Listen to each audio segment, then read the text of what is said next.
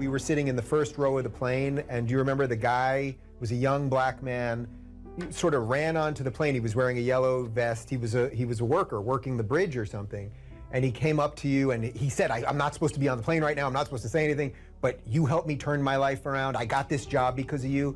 And what I remember more than anything else is he had this huge smile on his face. But it wasn't because you told him to go out there and be happy. It was because you told him to go out there and fix some stuff. And I think that's exactly what you're talking about right now. Those experiences are so life-sustaining. It's so remarkable to have that happen, and that's something I've been immensely privileged to constantly experience, although there's also something about it that's extremely painful. You know, the magnitude of that joy is sort of proportional to the obstacles it had to overcome while it was attempting to manifest itself. You know, and one of the things I'm sure you saw on the tour, and I don't know how this affected you, was the depth of hunger for encouragement that exists everywhere, as far as I can tell.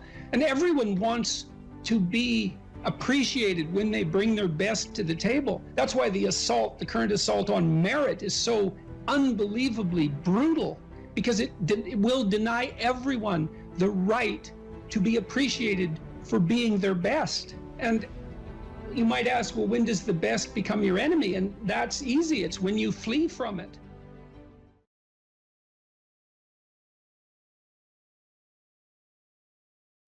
You write in the book, there is no faith and no courage and no sacrifice in doing what is expedient.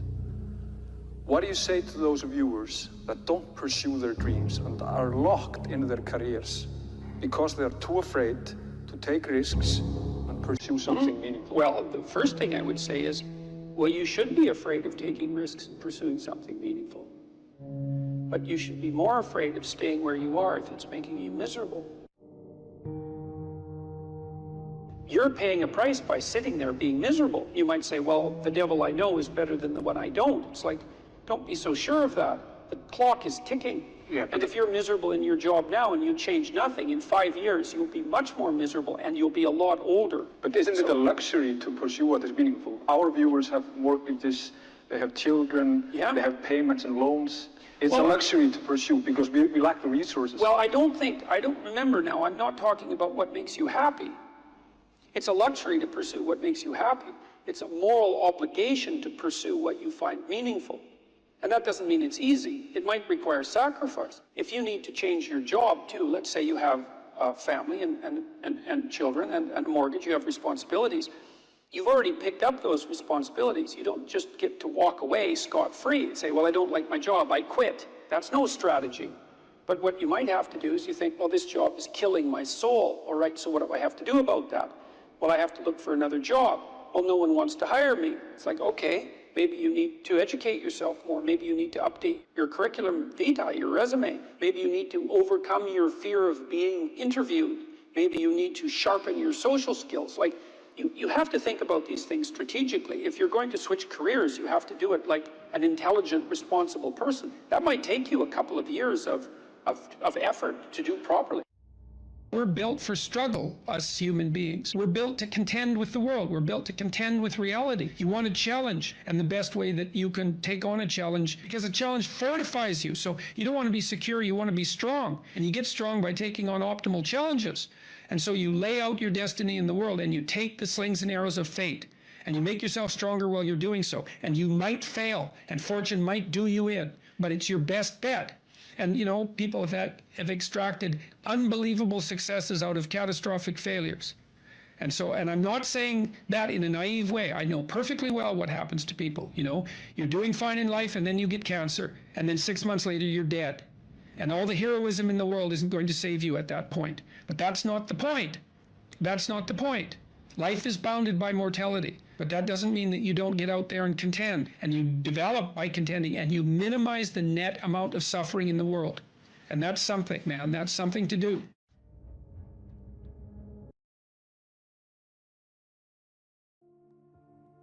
We've met some of your fans, and we got the impression they were all male fans, the ones that we talked to.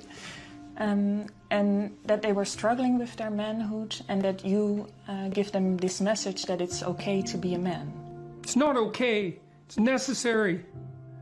What the hell are we going to do without men? You look around the city here, you see all these buildings go up, these men, they're doing impossible things. They're under the streets, working on the sewers, they're up on the power lines, in the storms and the rain. They're keeping this impossible infrastructure functioning, this thing that works in a miraculous manner. They work themselves to death, and often literally. And the gratitude for that is sorely lacking, especially among the people who should be most grateful. You see university professors, especially of the social justice bent, who are among the most protected and privileged people that the world has ever produced. They take everything they have for granted, failing to understand entirely that there's a massive infrastructure of unbelievably hardworking, solidly laboring, working class men breaking themselves in half on a regular basis, making sure that everything that always breaks works. And so a little gratitude for that is in order. And it's very useful to tell everyone, not just men, that they have an important role to play, a necessary role, and that if they act properly and honestly and forthrightly, that they can put their lives together and they can help their families and they can make their communities better, and that's not toxic masculinity, that appalling phrase. It's what keeps the world going round. If we had any sense, we'd understand that, instead of doing everything at every possible moment to label what we have in the West as oppressive and patriarchal and fundamentally predicated on power, of all the insane propositions. My audiences are often composed mostly of men between, say, 20 and 35, not exactly young, but young enough. And they're desperate for a discussion about responsibility and fair play and noble being and working properly in the world, and the idea, and to hear the idea that their lives actually matter, that if they straighten themselves up and fly right, that they'll have a beneficial effect on themselves and their family and the community, and that the world is starving for that. And for them as individuals, not for them as a group, but for each of them as individuals. So, yeah, it breaks me up. Every time the topic comes up, it breaks me up, because it's so damn sad. And we're so stupid. We're alienating young men. We're telling them that they're patriarchal oppressors and denizens of rape culture and you know, tyrants in waiting, and we fail to discriminate between their competence and their tyranny. And it's awful. It's so destructive. It's so unnecessary, and it's so sad. And so whenever I think about it, especially because of all that I've seen of it, it makes me sad, like deeply. It's so sad.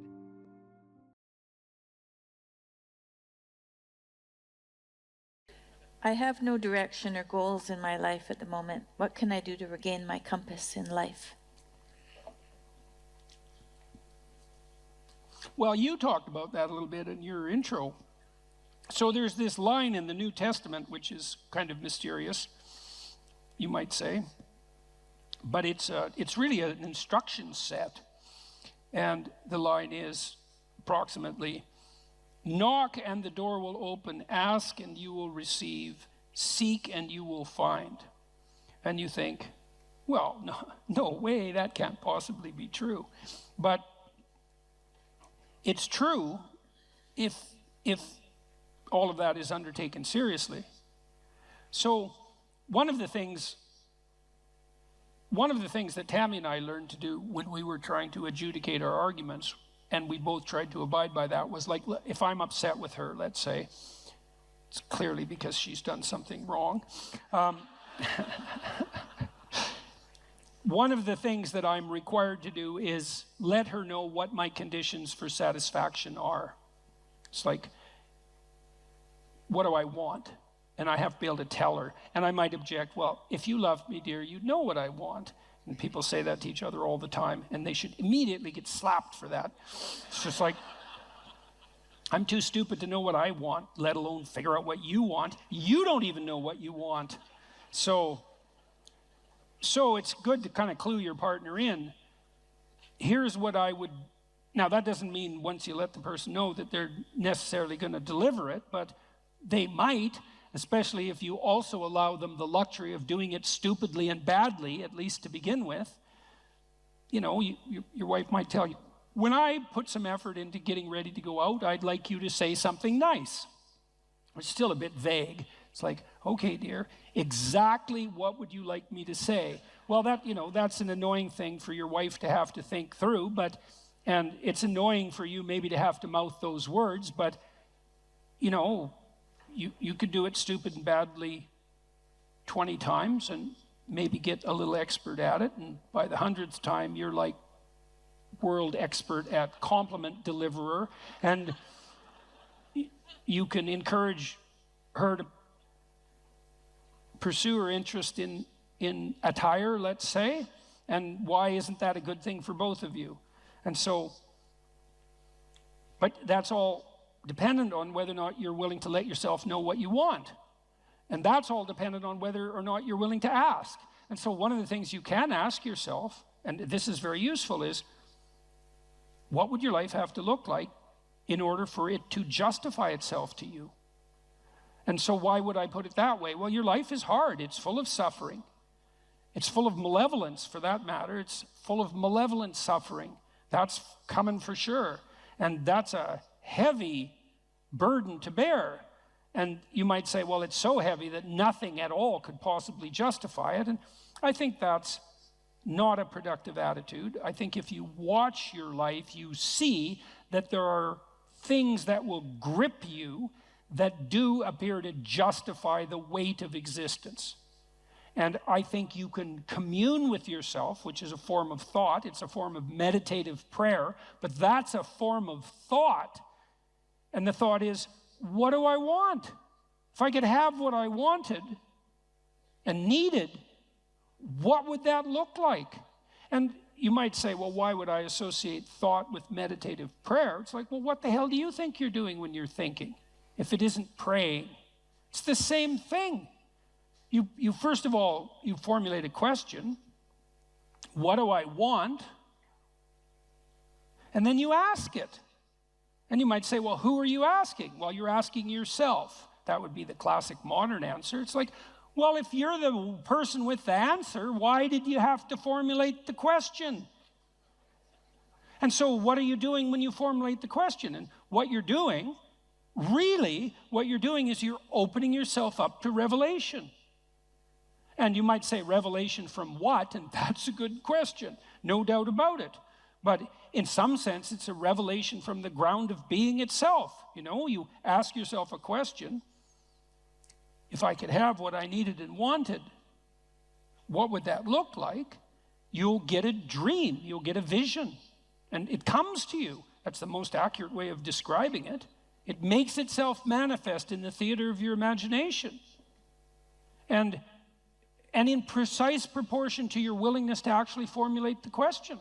It's a rather frightening question, to find out, to allow yourself to ask yourself what it is that you really need and want, because you simultaneously make the conditions for failure clear to yourself. And people like to keep that sort of thing foggy and vague so they don't have to hold themselves accountable. But that's a dreadful mistake. That's why I wrote Rule 3, do not hide unwanted things in the fog.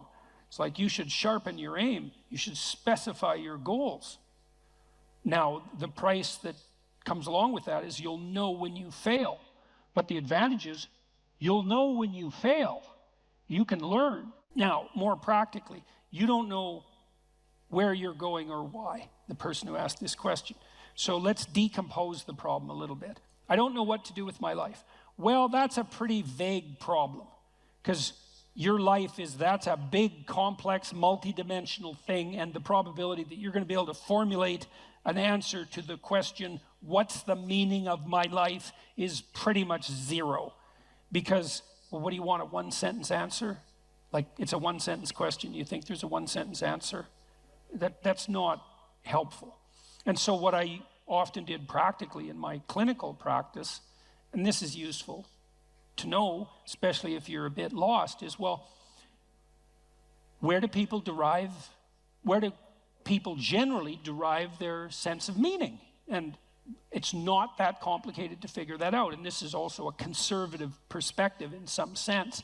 Well, most people need or want an intimate relationship and some family interaction. Maybe that's children, maybe it's with your parents or your siblings, but zero family interaction is generally not part of the optimized human condition. Most of us would like to have a friend or two. We need a job or a career to keep body and soul together, but also so that we're in harness and we can pull against a weight that in a noble and productive and generous manner. We perhaps need to be engaged in something creatively. We have to take care of ourselves mentally and physically. We should adopt some civic responsibility. We need to protect ourselves against major sources of hedonistic and impulsive temptation. There's 8 things. It's like, well, pursue one of them. Start there.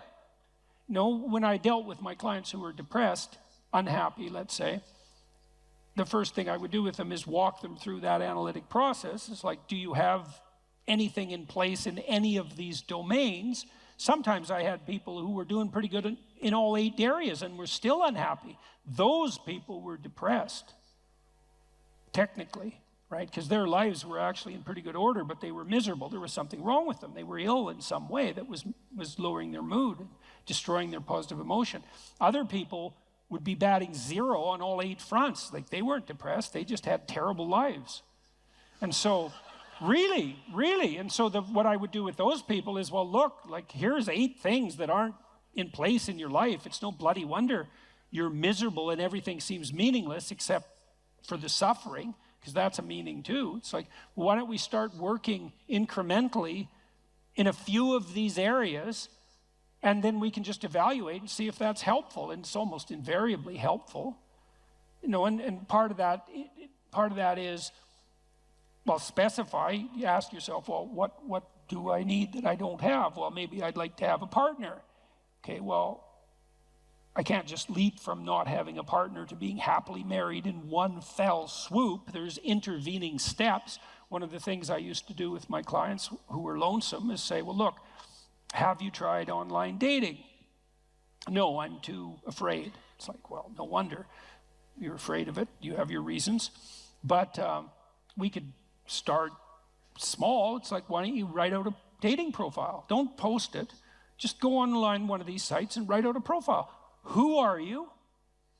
What do you have to offer? And what do you want? Think it through. Write it out. Come up with a coherent story about a coherent representation about who you are, and then figure out what you want and see how that works. We can play that through, and then maybe when you develop that in a manner that feels solid to you and reliable and genuine, and you've also developed a vision of the person that you're trying to attract, that would help you feel confident in your happiness. If you actually met that person, well, then you're ready to go. Launch it on the site and talk to the person. You know, first maybe it's just text, and then maybe it's coffee, and you know, there's incremental ways of doing this, and you can do that with all of those 8 domains. It's like, get yourself a life. And if you're firing on all cylinders in all 8 dimensions and you're still depressed, and this is a specific answer to the person formulating this question, if you're still unhappy, you should probably go see someone, because you're probably sick. You know, if you've got all of those, if you have all that skill and you have all those relationships and activities in place, and you still are suffering an excess of anxiety and pain and insufficient hope and motivation, it's highly probable that something's afflicting you that's in the nature of an illness. But if you have none of those things, it's like, well, it's no wonder you're miserable. Misery is the default human condition in the absence of sustaining meaning, just like hunger is the default condition in the absence of food. And you need productive engagement, productive, generous, reciprocal engagement in order to provide you with the genuine meaning that sustains you in life. And the pathway, a lot of the pathway to that is pretty pragmatic and practical. You got no friends? That's likely a problem. You're a creative person, you have no creative outlet? That's not going to work out for you. No, you're lonesome because you don't have an intimate relationship? That's a source of pain. Those things have to be rectified, and you can do that incrementally, and that works. So that's a practical pathway to incremental improvement. And one of the things that's cool about that, because you might be thinking, oh my God, this is hopeless. I don't have any of those 8 things. I might as well just end it all tonight. It's like, and people certainly think that, you know, and I'm not making light of it. One of the things that's very much worth knowing is that a lot of positive emotion is dependent technically on the observation, on your personal observation that you're moving towards a valued goal. See, not that you've attained the goal. So imagine that you're in your hopeless situation and you decide, well, I'm going to work on the relationship front. So now you develop a vision of what a relationship might be like, and you posit that as a promised land, let's say, and then you differentiate that so you can make incremental steps forward, and the incremental steps are small enough so that you actually take them. As soon as you start to take them and you observe yourself moving forward in relationship to that goal, then first of all, you'll be stabilized on the anxiety front because now you have a purpose that's finite and defined. And second, you have positive emotion because you experience positive emotion in relationship to observing yourself move towards a valued goal. So right away, you don't have to attain the goal in order to be meaningfully engaged. You just have to be on the pathway forward. And so you can benefit from this almost immediately. And if you want to do something practical, I have a program online at selfauthoring.com called Future Authoring that helps people develop a vision on these 8 different dimensions, along these 8 different dimensions that I just outlined. And you could go and do that, do it badly, because you're not going to get it perfect anyways, and then get humble enough to make the incremental steps small enough so someone as useless as you might actually do them, and then away you go. And that works out. We used this program, for example, we had students in 3 universities, but I'll talk about one, vocational college in Canada. We had all the students who were going to this vocational college. We divided them into 2 groups. They either wrote for 90 minutes about what they had done in the last 2 weeks in their life, or they wrote for 90 minutes about their vision across these dimensions that I described. They didn't have any training, no warning, except that they knew they were going to participate in the study, and no one even reviewed what they wrote. And we dropped the dropout rate of those students by 50% in the first year. All they needed was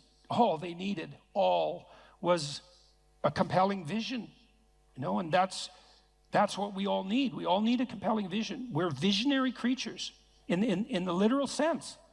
We need a compelling vision, and one of the things our society does very badly is to encourage people, is to let people know that they are visionaries and to encourage them to develop for themselves a compelling vision.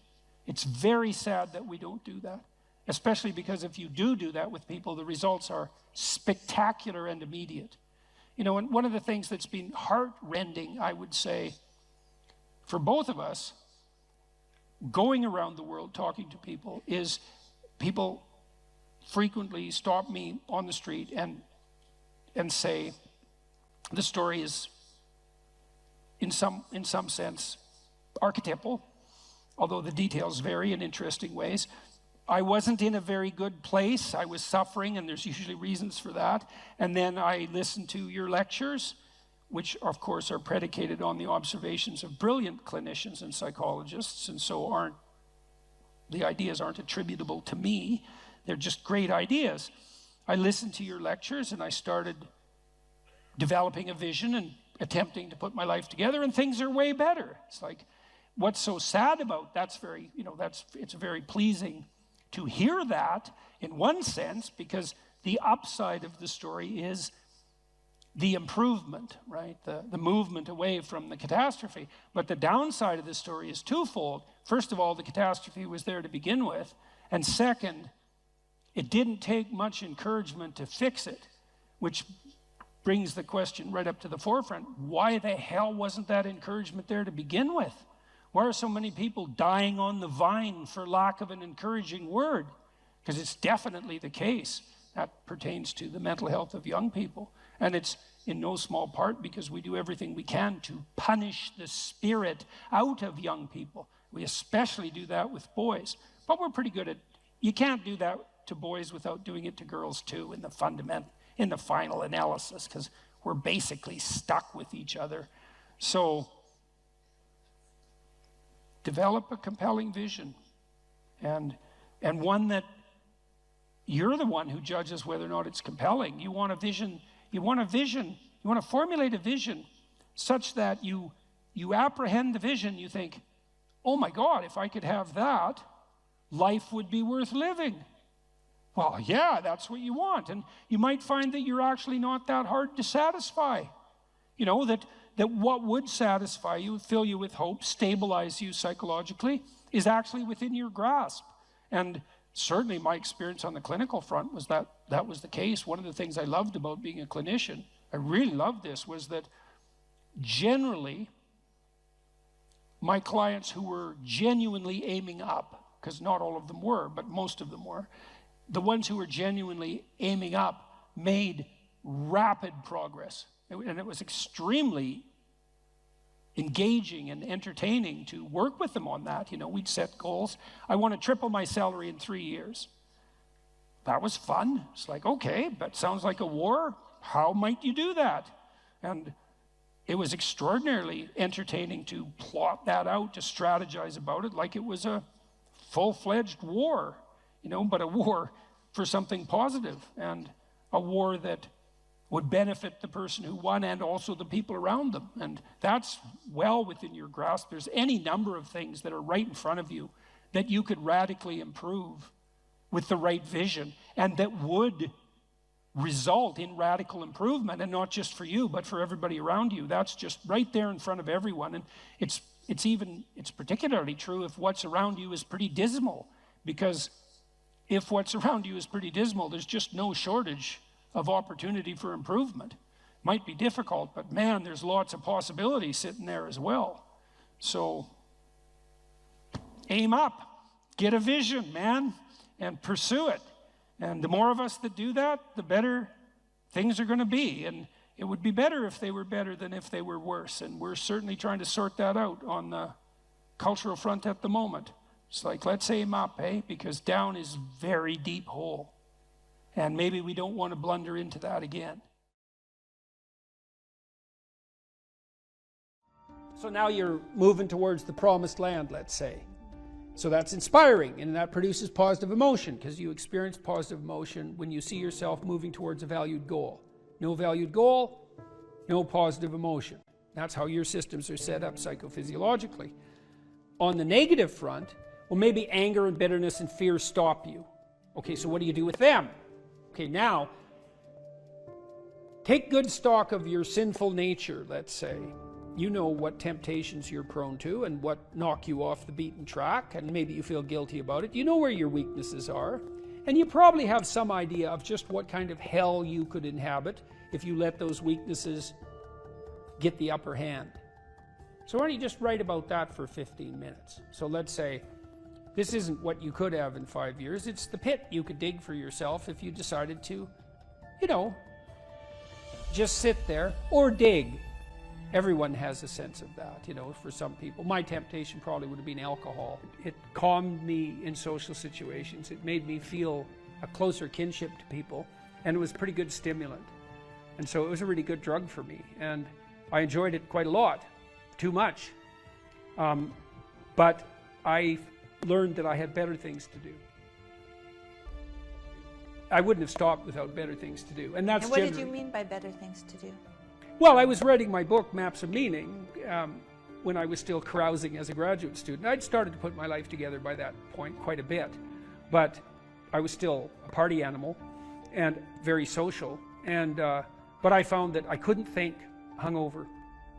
And not only that, I couldn't handle the emotional tension of what I was dealing with intellectually. It was too, because you know, if you're hungover, your emotions are more sensitive, especially your anxiety. And the work I was doing was way too demanding emotionally, because I was dealing with historical atrocity, and the motivations for that was just too damn dark, you know, to be dealing with hungover. Plus, once I had written a fair bit and was editing, once you've edited your work to a substantial degree, you have to use finer and finer gradations of judgment to continue to improve it. And if you're fuzzy-minded at all, if you've impaired your judgment, when you edit, you can make it worse, not better. And then I also realized that the only times I really regretted my actions was when I was drinking, because it disinhibits you, and that's fun. That can be really fun. But I'd wake up the next day and think, yeah, I was a little too provocative, I was a little too aggressive, I was a little too mean-spirited in my wit, a little too egotistical, or maybe more than little on all of those fronts, a little careless in my choice of partner, a little uncontrolled in my social behavior in places I shouldn't have been, because, you know, I was starting to, well, I was a graduate student and a teacher by that point, and I was interacting with professors, say, in the social milieu. Grew, yeah, well, it wasn't the time to be drunk. That just wasn't good. That worked in northern Alberta to some degree in some subcultures, but in those situations, it just made me look like a fool. Well, it made me into a fool, not just look like one. And then when you and I got married, I didn't, and we were going to have kids, I thought, well, I'm not drinking when I have kids. Yeah, I wanted children. Yeah, and you know, you want to grow up at that point. And besides, I was ready to dispense with all of that by then. People are often afraid of moving forward, and no wonder. But you should be way more afraid of not moving forward. And so if you get that hell behind you, it's like, well, do I want to go there? Well, I don't have the effort, the energy. I'm not even sure that it's the right thing. It's like, well, do I want to go back there? It's like, no, definitely not that. And if you don't feel that, hell, then you're not nearly as motivated as you could be. Because if you have any sense of just exactly how bloody dismal and dark things could get, then, and that's right there for you. And that was one thing that... I thought it was helpful.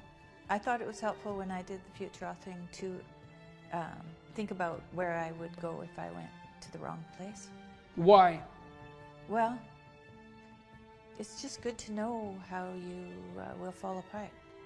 Yeah, well, that and then it's you possible? can. Well, and you can also ask yourself, and studying historical atrocity also helped me with that. It's like, well, do you want to be a what would you call a sadist? You're bitter and resentful. You want to hurt other people? Is that where you want to end up? You want to lie and deceive? Because that's where you end up if you lie and deceive. You want to be resentful and bitter? Because that's where you end up if you're resentful and bitter. Yeah, but sometimes, you know, people, they just don't know what to do about it. So your program helps them to make a plan. Yeah, well, and the plan is really, look, we're visionaries, man. Human beings are visionaries. Really. Well, I found when I did the self-authoring, the 15 minutes of writing that I did, the dreaming I did, Yeah. when I wrote about my future and just dreamed of what it could be like if it was just what I wanted. Yeah. And then outlined the goals, because you outline goals after that Yeah, in the yeah. future authoring. Those things that I had identified appeared in my life. Those, Yeah, well, and that was quite shocking to well, me. the thing is, you look at the world through a goal-directed framework, and so when you switch your goals, what appears to you in the world switches. It's mystical in a sense, but in another sense, it's just understandable. It's like, well, if I look that way, I see the TV and the couch, and if I look this way, I see you in the chair. Well, that's not that mysterious, but what I've done is I've changed the reality that manifests itself to me just by changing the direction of my orientation. Well, we do that metaphysically as well. And so, for example, if you decide that you're going to be courageously trusting towards people, when they offer you an opportunity, even though you're skeptical and timid. But you decide, no, I'm going to have some faith in people, so I'm going to be courageous and trusting. Then when they open a door to you that's an opportunity, you'll think, oh, that's a door I could walk through, instead of thinking I'm moving into a trap. And it's the same reality in some sense, but the way that you're interacting with it changes. Well, it can change. It can invert. It can change so radically that it barely looks like you're living in the same world. There are a lot of potential interpretations that you can validly lay on the world, and some of them are extremely positive, and they still work. And wouldn't that be lovely if you could lay an incredibly positive vision on the world in a calculating and strategic manner, not an instrumental manner, right? Because you're aiming at something genuinely good, and that would work. And that is how the world works. One of the things I loved, maybe we can end with this too, one of the things I loved about my clinical practice, I loved this. It was so good, and I miss it. We were always working, the best parts of me and my client were working together to make everything about their lives better. And it worked. You know, like I had lots of female clients who tripled their income in 4 years. They didn't even think that was possible. It's like, well, I don't make enough money. I'm barely making ends meet, single mothers. I have no idea what to do. I don't like my job. It's like, well, let's make a plan here. You know, what do you want? Well, I'd like to make this much money. Why don't we double that? And just, because you're going to aim at something. Some people do make more money than that, so maybe it could be you. Well, is that even it's not even possible. It's like, well, let's just assume that maybe it's possible and see what you'd have to do. Well, you got to get your CV together. Well, it's full of holes. Okay, well, let's fix the holes. Okay, now you got to get a plan. Well, I'm not very good at interviews. Okay, let's practice interviewing till you're not just good at it, you're looking forward to it.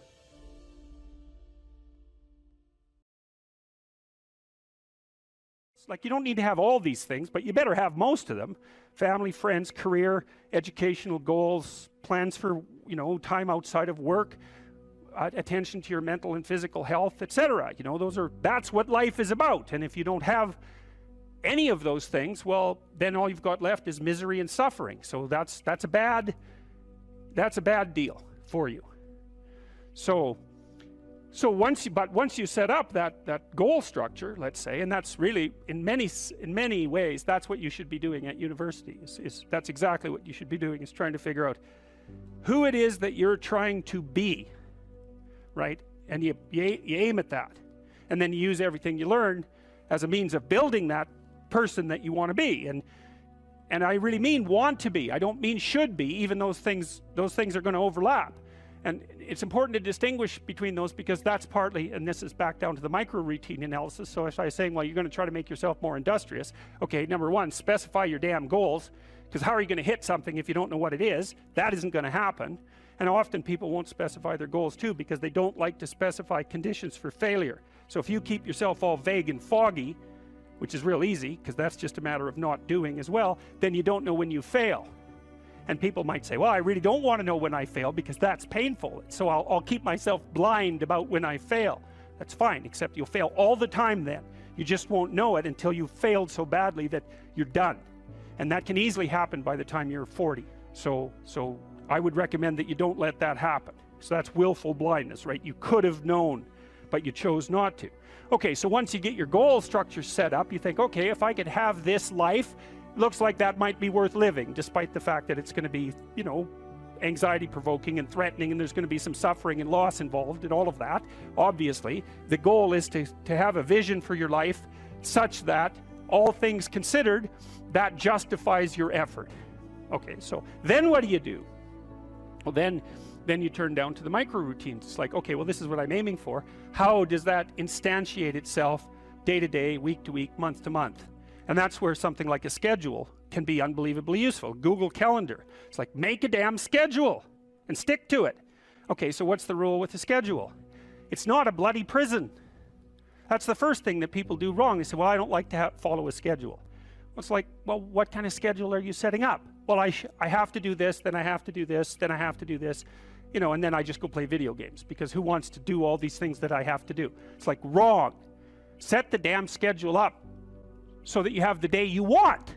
That's the trick. It's like, okay, I've got tomorrow. If I was going to set it up so it was the best possible day I could have, practically speaking, what would it look like? Well, then you schedule that. And obviously there's a bit of responsibility that's going to go along with that, because if you have any sense, one of the things that you're going to insist upon is that at the end of the day, you're not in worse shape than you were than at the beginning of the day, right? Because that's a stupid day. If you have a bunch of those in a row, you just dig, you dig yourself a hole and then you bury yourself in it. It's like, sorry, that's just not a good strategy.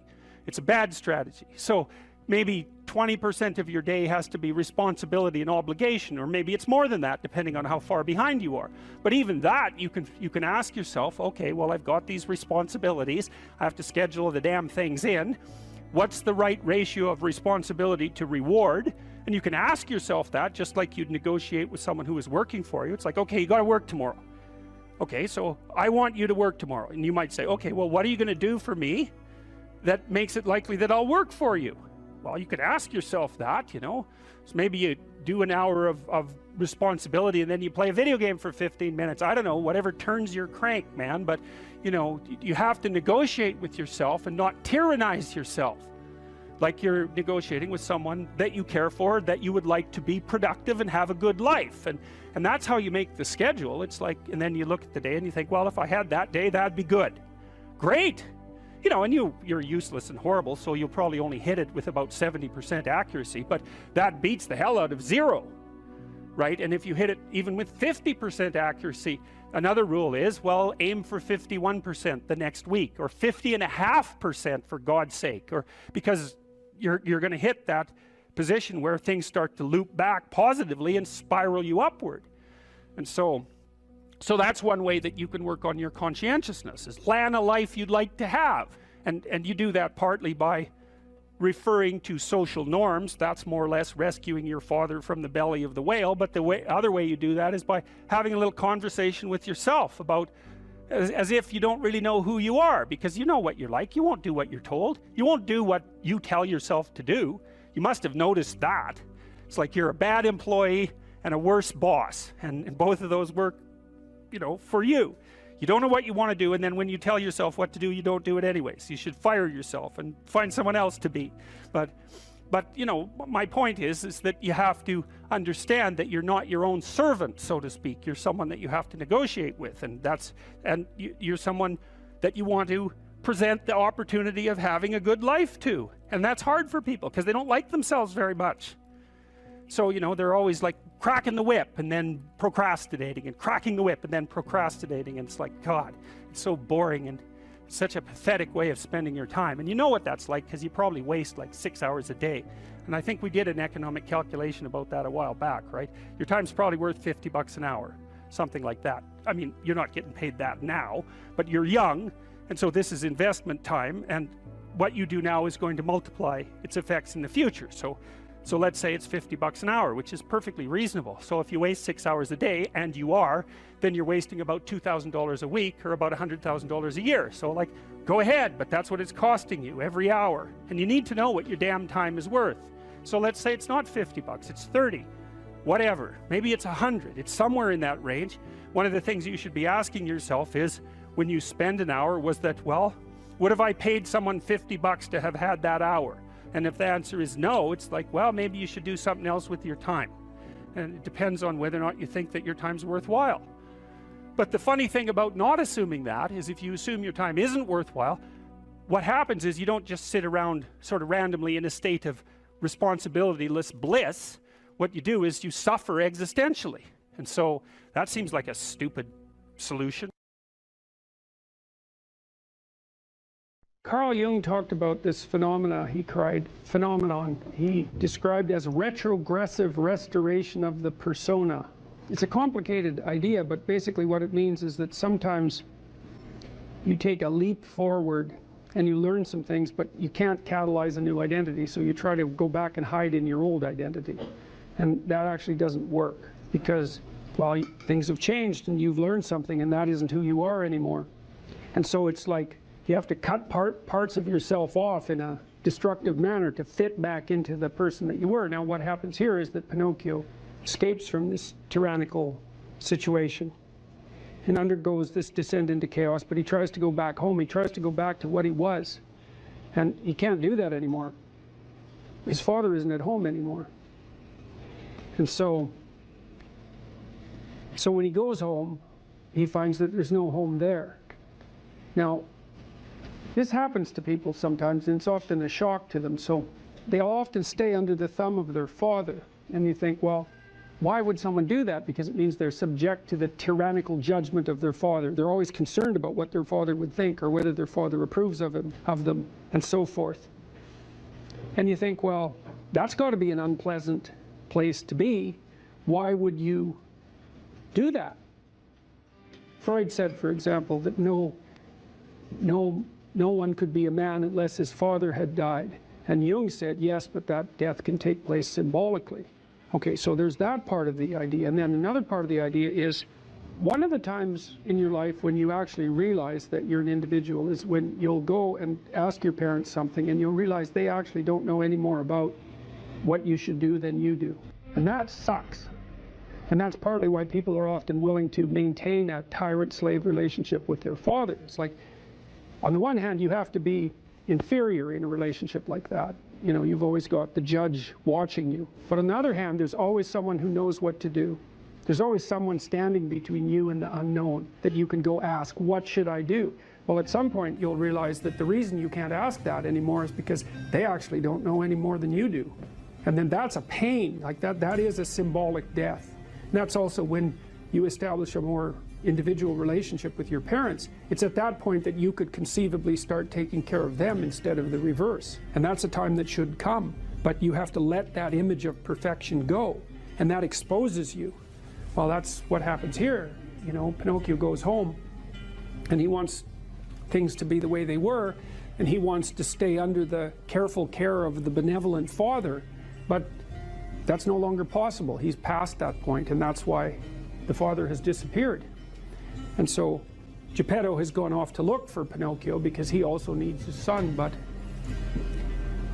in any case, the house is abandoned. And so then we see inside the house that everything's covered with cobwebs and everything's gone, and Pinocchio and the crickets sit on the steps and they're very concerned. First of all, they wonder where he went, so they're actually concerned that he's gone, but they also don't know what to do because there's just no going home. And so, you know, that's also the case that once you hit a certain point in your development, well, it's the same thing we already talked about. The answers that you're looking for are not going to be found in your parents' house. It's as simple as that. Now, you could artificially maintain your dependency, but, you know, if you do that for too long, things get pretty ugly.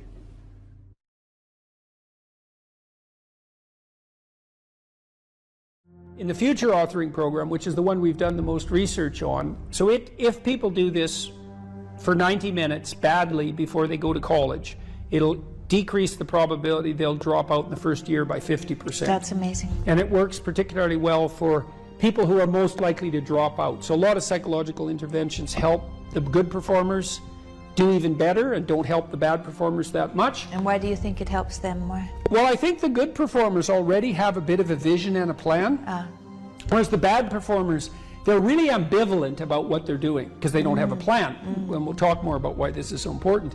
So if you don't have a reason to do something, and then a reason not to do it comes up, well, then you just not do it, because not doing things is real easy. You can just sit there and not do things all day. Doing things takes effort, and so any resistance is likely to, it pushes back against you.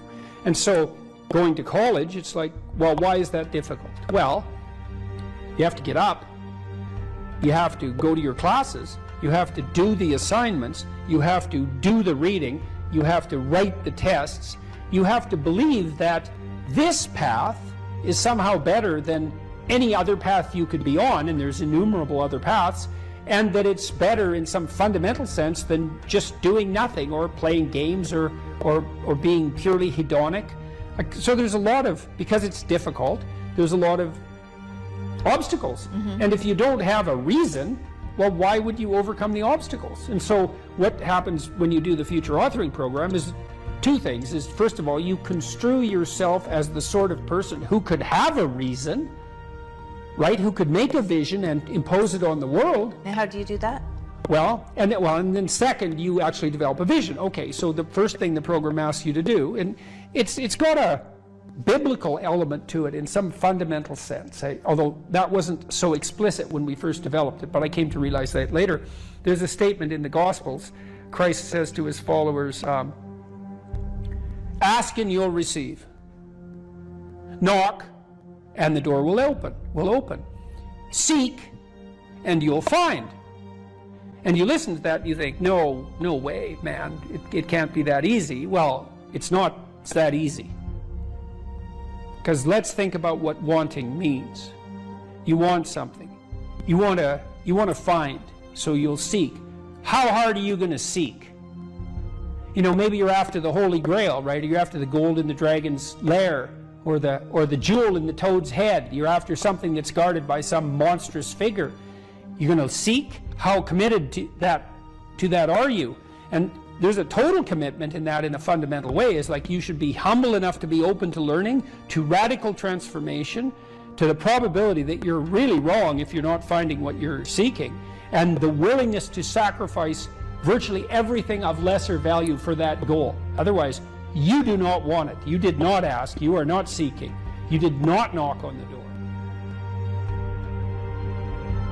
Well, this is the development of a vision. Now, you can construe consciousness as the implementer of the vision in the broadest sense. So what we really confront as human beings isn't a deterministic world that runs like clockwork, that the past pushes forward in an algorithmic or deterministic manner. That isn't how the world works. The way the world works is that we confront a horizon of possibility that's not predictable. It's somewhat predictable the way a musical piece is predictable.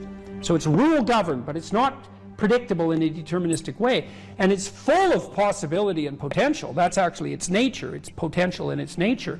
And to maximize the quality of our interaction with that potential, we have to impose a vision on it and then pursue the vision. And so when you do the future authoring program, well, that's what you're trying to do, is develop a vision. So here's the first exercise. It's like, okay, here's the deal, all right? You get to have what you need and what you want. Maybe even better, you get to have what you need and want if you were treating yourself properly. So imagine, first of all, that you were treating yourself properly because you actually cared for yourself. Okay, and say you don't. Yeah, well, you don't. How do you help somebody? Well, you at least ask them to open the door to the possibility that maybe they could. So just imagine that you did. Not that you are, that you could, but that you tried. Think, okay, I'm a valuable person, maybe, and if I was treating myself like I had intrinsic value, like if you were treating yourself like you were someone you loved, so you could imagine doing this for someone you actually cared about.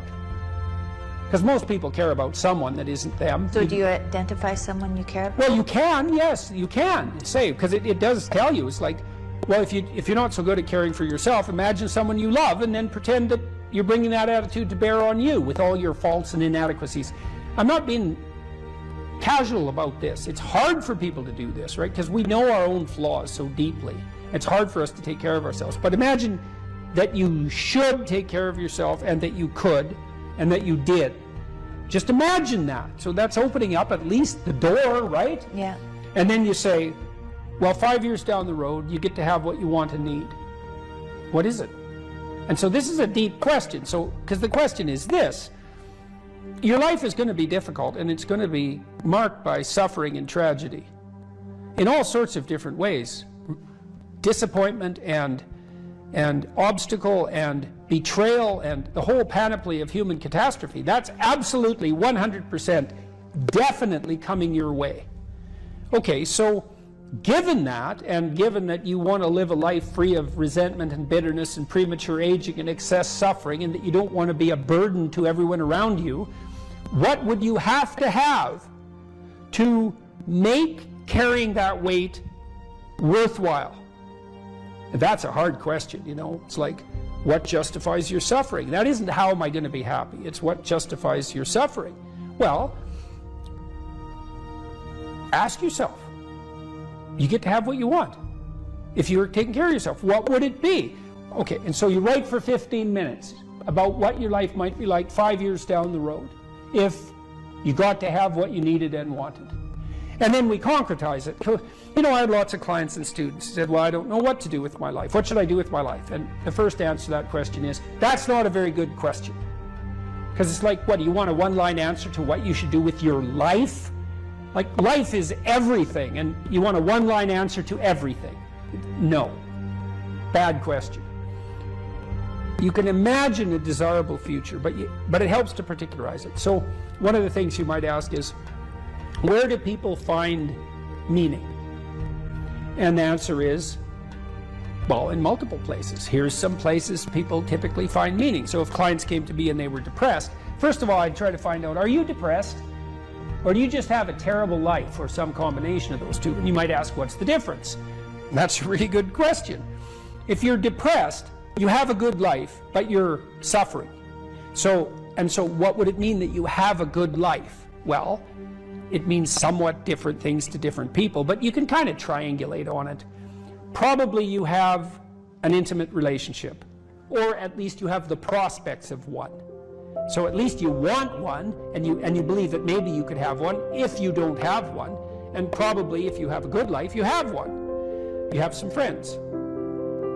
They're real friends, right? You have some family members, children perhaps, if not children, parents and siblings, or perhaps both, grandchildren.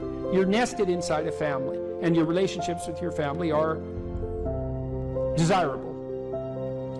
You have a job or a career, and so if it's a job, well, then it's hard, and maybe you wouldn't have picked it as a vocation, but at least maybe you have good relationships with your coworkers, and you're doing something difficult, but that's actually socially productive and useful and generates an income. So that's not nothing. You're educated to the level of your intellectual capability, or you have plans to do so. You're taking care of yourself mentally and physically, and you have a strategy for dealing with the realm of signal temptation, drug and alcohol abuse and sexual misbehavior and that sort of thing. And then we've added one more recently, at least conceptually, that you've adopted a certain degree of civic responsibility, right? You're participating in the broader community in some manner. And if you're doing none of those, my life is meaningless. Are you doing any of these? No. Well, that's why it's meaningless. Those are the domains of meaning. And so, if you're miserable and you have none of those things, the first thing to do, if you're a cognitive behavioral therapist with someone, is to say, well, how about we work on like one of these things to begin with? You know, you need some friends. You need to get out in the dating market. You need a job or a better job. You need an educational plan. Like, you don't have a life, so of course you're miserable, because without sustaining meaning, life is just tragedy. And so your lot is misery. And so anyways, we ask people to go through these 8 different domains and say, okay, you can have what you want, but you have to aim at it. Sin means to miss the mark, by the way. It means to miss the target.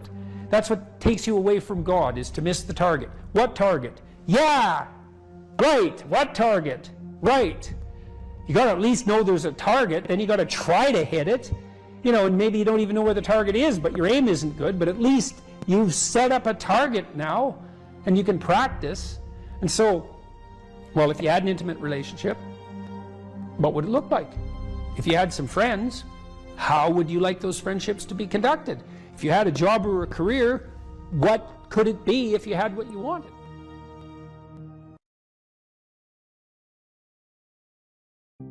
I don't know what the hell you should do with your life. I can help you figure it out, maybe. We can talk about it, but you are the person who has to decide if the things that you're aiming for, you know, get you out of bed in the morning. And then you got to specify the transformation processes and start practicing them. And you have to understand that you're going to be bad at it, but it doesn't matter, because bad's fine. Persistent is what you need to be. If you persist, with tiny improvements, if you persist, you win. It's direction that produces primary positive emotion. And so, if you need positive emotion to move through life, which you do, because you can't even move without positive emotion, and also positive emotion is a good bulwark against terror and pain. If you need those things, then you need direction, you need a goal, you need a value structure. You let all that nonsense burn away, And you might say, well, I don't know what I should leave behind. And the answer to that is, that's a lie. All you have to do is ask yourself, you'll come up with a list instantly of 100 stupid things that you're doing that you know you could stop doing. Take on the consequences of error and learn from it, and then you win constantly, because even if something goes sideways, you think there's something to be derived from this. When you're in the world and something objects to you, something that matters objects to you, then in the entire unrealized world is in that thing that objects. It's all tangled up inside it. That's why it's the great dragon of chaos. It's everything that's outside of your conceptual structure. And what is that? It's everything that lurks outside of your walled city.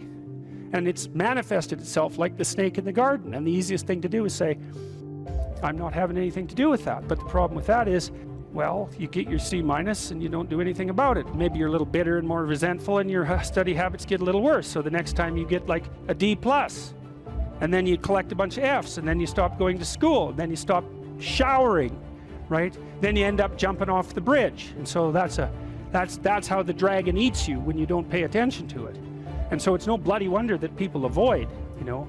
It's really no wonder that they avoid, because error messages contain within them the implicit world. Now, the upside of that is, well, they contain within them the implicit world. And the world isn't all negative. And so maybe you get your C-, and that's actually the best gift you ever got, because somebody finally took you and went, whack, you know, clue in. And so you take that apart and you think, oh, I don't know how to write. I don't know how to think. I've never read anything in my life. My study habits are abysmal, you know, like maybe I'm working at 2% efficiency, which it's like to find that out is so optimistic. I mean, if you're barely hanging in there, but you're only working at 2%, you might imagine what you could have as a life if you're working at like 50%. So the C- can be the best gift you ever had, and that's the gold that the dragon hoards. That's exactly what that means. That doesn't prove that you're stupid. Now, it implies that you might be stupid, but it doesn't, right, really, it does, and that's why you don't want to look at it. Maybe it implies that you're lazy, or implies that you're ignorant, or like it implies all sorts of terrible, but you don't want to leap to that, and that's sort of the proclamation of innocence before guilt. You are the thing that is, and you're the thing that becomes, and you should put the thing that becomes at a higher place than the thing that is. That means you also have to allow yourself to shake off those things about you that you might be pathologically attached to, habits and people, for that matter, ways of thinking, all of those things. You have to allow yourself to shake those off, and that's more like a burning. That's why the phoenix is the symbol that it is, right? It's old and it deteriorates, it bursts into flame, and then it's reborn. It's like, well, do you want to be reborn? It's like, well, that's not the question. The question is, do you want to burst into flame? And the answer to that generally is no, but that's the wrong answer. The right answer is you let all that nonsense burn away. And so then you look at the micro routines. It's okay, well, I got a C- in this course. Maybe I should study for that course 15 minutes more a day for the next 3 months. And then you ask yourself, do you think you could do that? No, I'm too useless. Okay, how about 15 minutes every second day? You think you could do that? You put it in your schedule, like 15 minutes every second day in the morning. And that's while you think, well, what's wrong with me? Well, I'm not very good at managing my study schedule. That's not quite down here at the behavioral level, but it's pretty close, because what you can take an action. You can open up your schedule and you can say, well, I'll mark 15 minutes aside. Then you can practice doing that. It's pretty low level in the hierarchy. It means, well, you're still not a horrible person. You just got to polish up your work ethic. It's like, shut the hell up most of the time. But now and then you don't shut up because it's time to say something. You don't want to make unnecessary enemies, though. Well, you don't want to take yourself apart any more than is absolutely necessary. Develop some of the micro routines on the other side of the personality distribution. So if you're disagreeable as hell, maybe you could start learning how to do nice things for people. And that actually works, by the way. So if you take disagreeable people who are depressed and you get them doing nice things for other people, their depression tends to lift. But then by the same token, if you're agreeable, then you should practice doing some things for yourself and being more tough-minded in your negotiation. You know, you're extroverted. It's like, okay, man, learn to spend some time with yourself, right? You're low in openness. Well, try reading a book that's outside of your sphere of interest now and then. If you're conscientious, well, you should probably learn how to relax occasionally, and so forth. So you can, I think partly what you're doing as you're developing your personality is not moving the mean much, the average, where, you know, where you're located, but you're extending the standard deviation so that you're a bigger bag of tricks than you were before. Life has got its rat's nest of miseries, and that's for sure. And maybe you could even make a categorical statement that life is mostly a rat's nest of misery. You know, and you could make a pretty powerful argument for that. But then there's a counter question, which is, well, what if you tried not to make it any more miserable than it had to be, right? Then what would it be like? I would suspect that most of that misery would go away, because it's the unnecessary misery that really brings you down. You know, it's like, well, someone has cancer, it's like, that sucks. But it's not like you can say, if only we had done this differently, then that wouldn't have happened. But when someone's out like torturing you in a malevolent way, or maybe you're doing the same, you can always ask yourself, well, is this really necessary? Is this just like a useless add-on to the miseries of life? That's what disheartens people. And so even in your own life, if you aren't suffering from self-imposed misery, and you're only suffering from inescapable misery, maybe you could handle that, and even maybe without becoming irredeemably corrupt. So the goal would be, well, yeah, life is a rat's nest of miseries, and maybe it has no ultimate meaning. We could say that if we're feeling particularly pessimistic, but it still leaves one question open, which is, if you didn't do everything you could to make it worse, how good could you make it be? And the least answer is, well, it could be tragedy, but maybe not hell.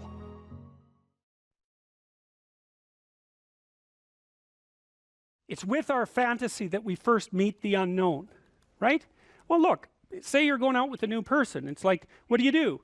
You project a fantasy on them, and then you fall in love with the fantasy. And aren't you stupid? Because you're going to find out that the match between your damn fantasy and the actual person is tenuous at best.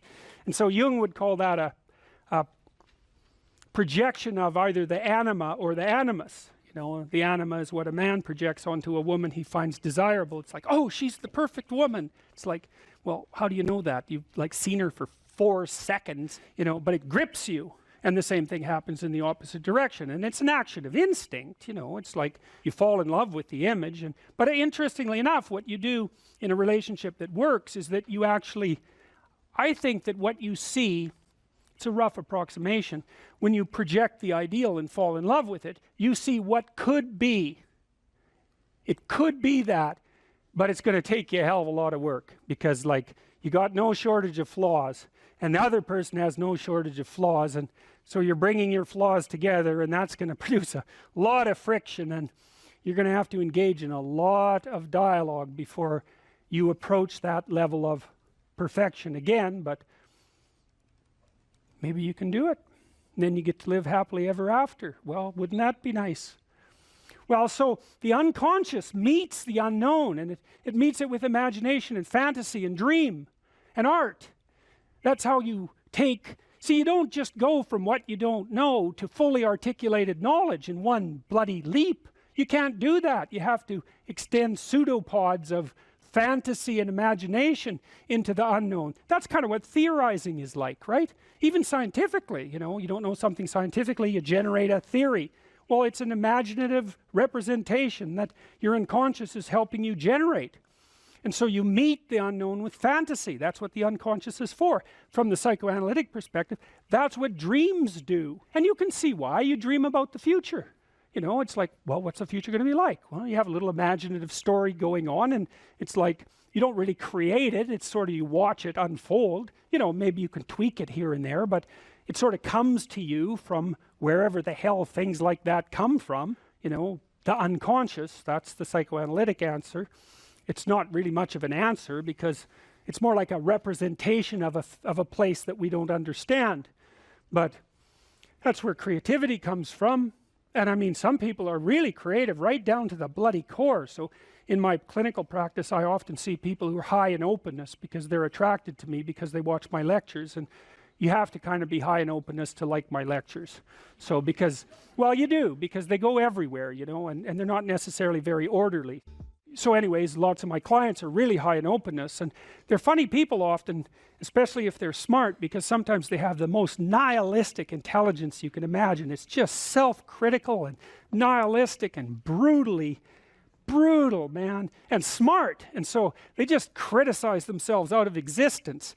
And so often I have to just try to get them to quit listening to their chattering self-critical rationality and go out and create something, you know, with their massive creativity. And as long as they're doing that, they're engaged in the world and happy as hell. But as soon as that self-critical rationality comes in and shuts down the creativity, they're just like walking corpses, you know. And it's because if you're really open, like you're a tree, and it has some trunks, and you know, your most prominent trait is the most lively trunk. And if you're a creative person and you're not engaging in a creative enterprise, you're like a tree that has had its vitality amputated. And so this is not trivial. This is deeply, deeply, deeply rooted in your biology. And those are people often who have like dream lives you just can't believe. I have one client, he has like 4 spectacular dreams a week, and most of the time we just spend discussing them. I mean, God. And I had another client who could be lucid in her dreams, which is more common among women. She could ask the damn characters what they represented, and they would tell her. It was like, okay, that was pretty weird. And like a lot of the things they told her were really helpful, and they were not things that she wanted to hear. She basically, one of them told her if she was going to live, she'd have to go visit a slaughterhouse. And the reason for that was because she was raised as a little princess and protected from horrible Mother Nature until she hit puberty, in which time she turned into an evil villain, because that's how the family worked. Perfect child, evil teenager, overnight. And then, well, that was hard on her, and she wasn't prepared because she thought the world was princess world, and you know, she couldn't go through a butcher store without having a fit. And no wonder, you know, like really, Jesus, you know, it's no wonder, but you do it.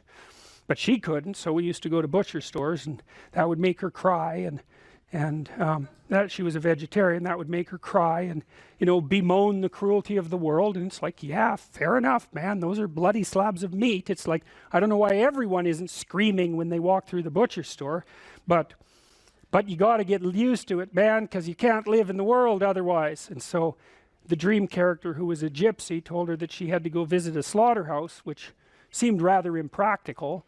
And so I asked her if she could think of anything else to do, and she thought, well, why don't we go visit a funeral home and watch an embalming? And I thought, oh, good. That sounds like a fun way to spend a day. And so I phoned up a funeral parlor, and I said I had a client who was terrified of death. Yeah, and I was a therapist who was also a little shaky on the concept myself. And so they had no problem with that. They deal with death all the time, which is really something to think about, right? A human being can actually have an occupation where they do nothing but deal with death, and they don't go stark raving mad. It's like, what the hell's up with that? It's like working in a palliative care ward where your clients that you know have a relationship, all they're going to do is die this week, next week, the week after. People do that. It's like, those people are tough, man. They're tough. So anyways, we went and watched this embalming, which was, I have a rather high level of disgust sensitivity, so it was a little on the rough side for me. But she sat there, and first while she was not, we were outside this little room, she was not looking at that, man, no way. Then she'd kind of go like this, and you know, that was pretty good. And then she'd go like this, and then she'd go like this, and then she watched it. And then she asked if she could go in, and she put on a glove and she touched the body, and she didn't have a fit, she didn't have a panic attack. And so she walked away from there learning that there was a hell of a lot more to her than she thought there was, and that she could see things that she didn't think she could see and live. And after that, she sort of had a touchstone. It's like, well, I'm kind of afraid of this. Well, is it as bad as going to see the embalming? No, it's not that bad. Well, I guess I can do it. It's like an initiation, right? She had an initiation. And so did I, you know. And I learned a lot from doing that. I learned that one of the things you need to do if you're going to be a human being is to prepare yourself to be useful in the face of death. And so when you have a parent that dies, which, you know, shatters people's ideas. Often they can't even think about it. If you can't even think about that, man, you've got some thinking to do, because you need to be able to at least think about that, because otherwise you're just going to be a wasteland when it happens. And you never know, you could even have a higher ambition. Maybe you could even be useful when it happens, instead of being part of the heap of destroyed people who also have to be taken care of. You know, and that's brutal. You have to be brutal to be useful in the aftermath of your parents' death. You know, you don't get to crumble and fall apart, and no, you have every reason to. So you got to be kind of some tough monster to manage that. But do you want to be useful in the face of tragedy, or do you want to be pathetic?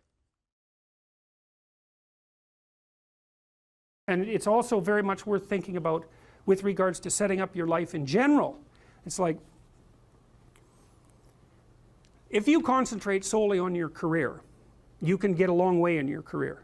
And I would say that that's a strategy that a minority of men preferentially do. That's all they do. They work like 70, 80 hours a week. They go flat out on their career. They're staking everything on the small probability of exceptional status in a narrow domain. But it's hard on them. They don't have a life. It's very difficult for them to have a family. They don't know how to take any leisure activity. Like, they get very one-dimensional. Now, it may be that that unidimensionality is the price you have to pay to be exceptional at one thing, right? Because if you're going to be something like a genius level mathematician, and you want to do that for, or a scientist, say, it's like you're in your lab all the time, you're working 70 hours a week or 80 hours a week, you're smart, you're dedicated, you're unidimensional, and that's how you get to beat all the other people who are doing that. It's the only way. But the problem is, you don't get a life. Now, if you love being a scientist and you have that kind of focus of mind, well, first of all, you're a rare person, and second, you're going to pay for it. But fine, more power to you. But it's a risky business to do that. You sacrifice a lot for it. You know, and I would say most often, if you're speaking about having a healthy life, that isn't what you do. You spread yourself out more. So, you know, you have a family, you have some things that you do outside of work that are meaningful to you and useful. You have a network of friends. Well, those 3 things alone, or 4 things alone, are plenty to keep you well oriented. And then if one of those things collapses, you know, everything doesn't go. Now, the price you pay for that is, the more you strive to optimize that balance, the less likely you are to be fantastically successful at any single one of them. But you might have a very, you know, if you consider your life as a whole, that might be a winning strategy. One of the things Carl Jung said, I really liked this. He thought that men went after perfection and women went after wholeness. So they're different value, they're different, there's something different at the top of the value hierarchy. So perfection would be stake it all on one thing and look for radical success. Not that all men do that, because they don't, but we're talking about extremes, at least with regards to the men that do that. The wholeness idea is more like, well, it's like I want one thing in my life to be 150%, or I want 5 things in my life to be 80%.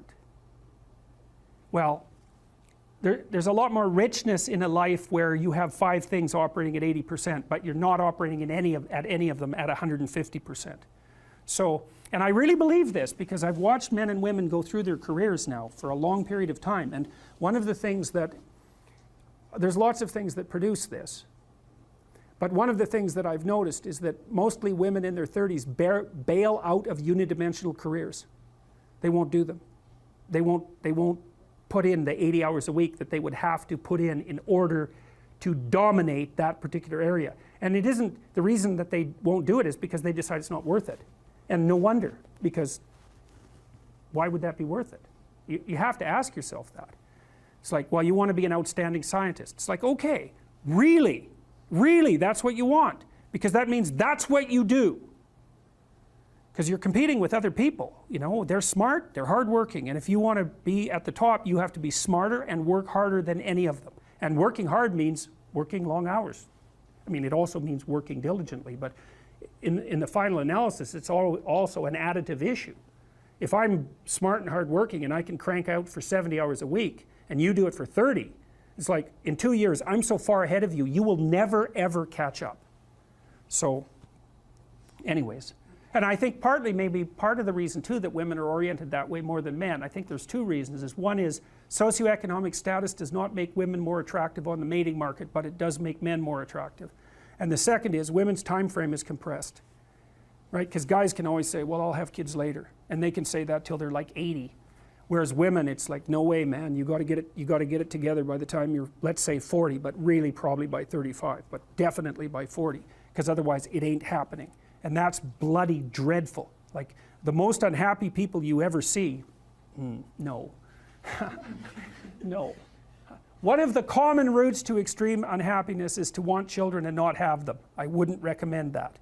You know, you see couples who are in their 30s. 1 couple in 3 over the age of 30 has fertility problems. That's defined as inability to conceive after 1 year of trying. 1 in 3.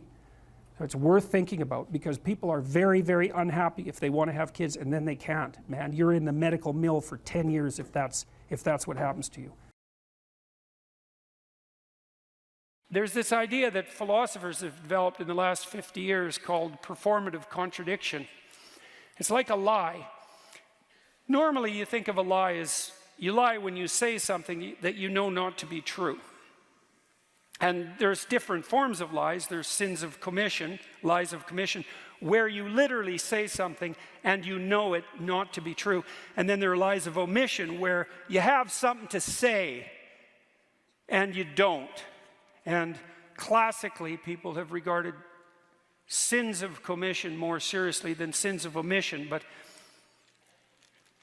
But sins of omission, they're not nothing. And you know, I've read studies that purport to demonstrate that if you ask people when they're older, you know, what they regret most in their life, it isn't the mistakes they've made, it's the opportunities that presented themselves to them that they never took, right? That's a sin of omission.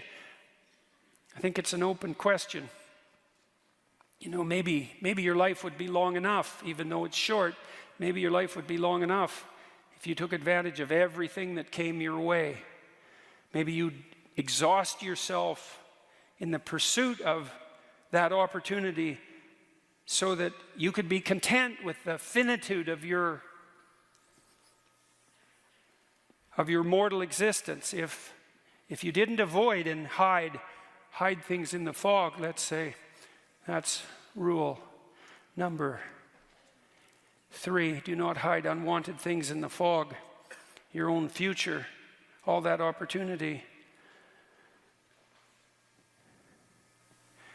Do not do what you hate. You go to work and you hate it, right? You're forced to do things that you don't want to do, that grate against, not your lack of discipline, right? We have to get that straight, not your immaturity. You have to, if you're resentful, you got to ask yourself, you know, are you just immature or are you being tyrannized? No, those are the questions. And the probability that you're immature is very high if you're resentful, but it's also, well, it's the case for everyone, right? It's like, have you fully grown up? It's highly improbable. And well, you know people, you know what they're like, you know yourself, that you're still 13 in some ways. And I can see this in my clinical clients often. It was so interesting watching them talk, because especially if they had been hurt at some point in their life, they would literally, I could see them transform right before my eyes. I saw one woman once who talked to me about a very traumatic experience she had. Her mother put her in a grocery cart, and it was on a hill, and she rolled down the hill in the bloody grocery cart, and it spilled her out, and she ended up in the hospital and under the care of a pretty damn psychopathic nurse. And it really tilted her towards paranoia for the rest of her life, right? She was so shocked, first of all, that she got hurt, and second of all, that when she went for help, she encountered someone malevolent who actually, what would you say, fed on her pain. She never recovered from that. And then when she was telling me the story, she was like a 55-year-old woman. She was 5. Like everything about her just shifted, like her tone of voice, the set of her face, the the voice she used, you could just see that part of her had come to one crash and halt in the out-of-control shopping cart that hit the pavement hard when she was 5 years old. And this hate.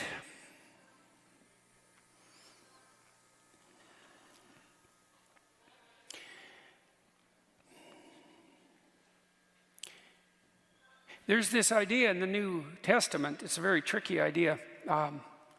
There's one unforgivable sin. People have argued forever about what that is.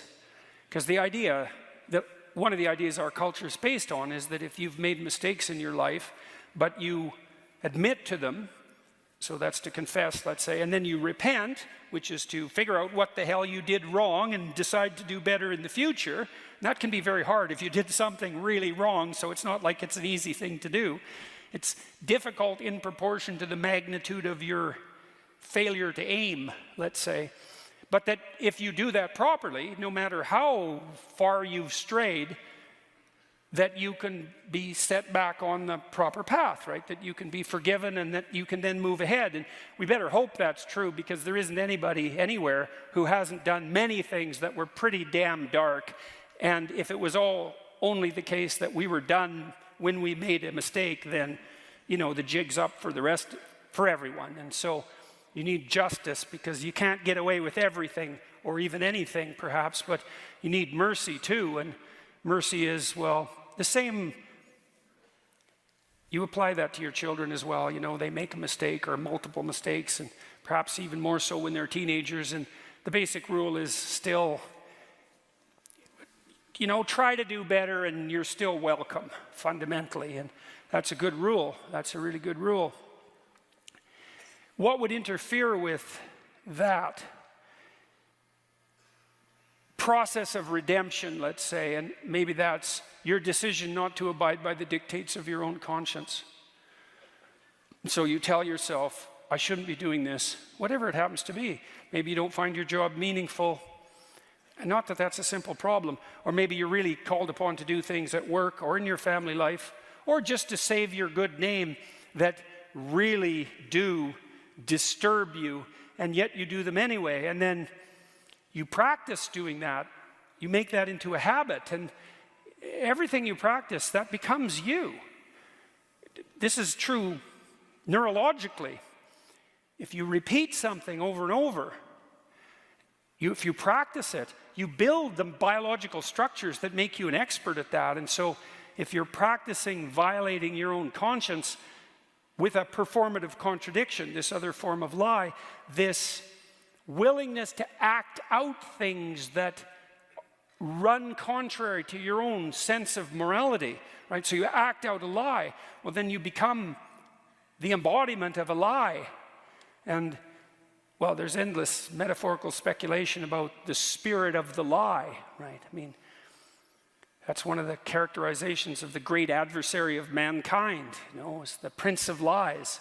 And you allow that to take up its residence within you because you're rationalizing doing what you hate, then you do that at your own peril. And if you get really good at that, maybe there's no way back. The danger of being an actor, you know, is that you become the actor and then you lose you, obviously. You replace you with that falsehood, and that will make you bitter, to lose you in the service of a falsehood. And then, you know, once you're bitter, then you're vengeful, and once you're vengeful, then you're, what's next? Fratricidal. That's Cain, by the way. And once you're fratricidal, the next step is homicidal, and the step past that is genocidal. And, you know, you can walk down all those steps, and people have lots of times. And every one of us has something in us of all of that. That's for sure. And you don't want to practice that. Once you orient yourself, then you have an obligation, I would say an obligation to the development of your soul to speak the truth. You have to be oriented properly, though, because the truth is is something that exists in service to an ideal of sorts. Then you can imagine that you could use your language two ways. You can use your language to manipulate the world and to extract from it what you want. So for example, maybe you go out on a date with someone and you decide that the end goal of the date is to have a sexual partner for the night, and then you can craft your language to manipulate the person into providing you with what you want. And that's like an instrumental use of language.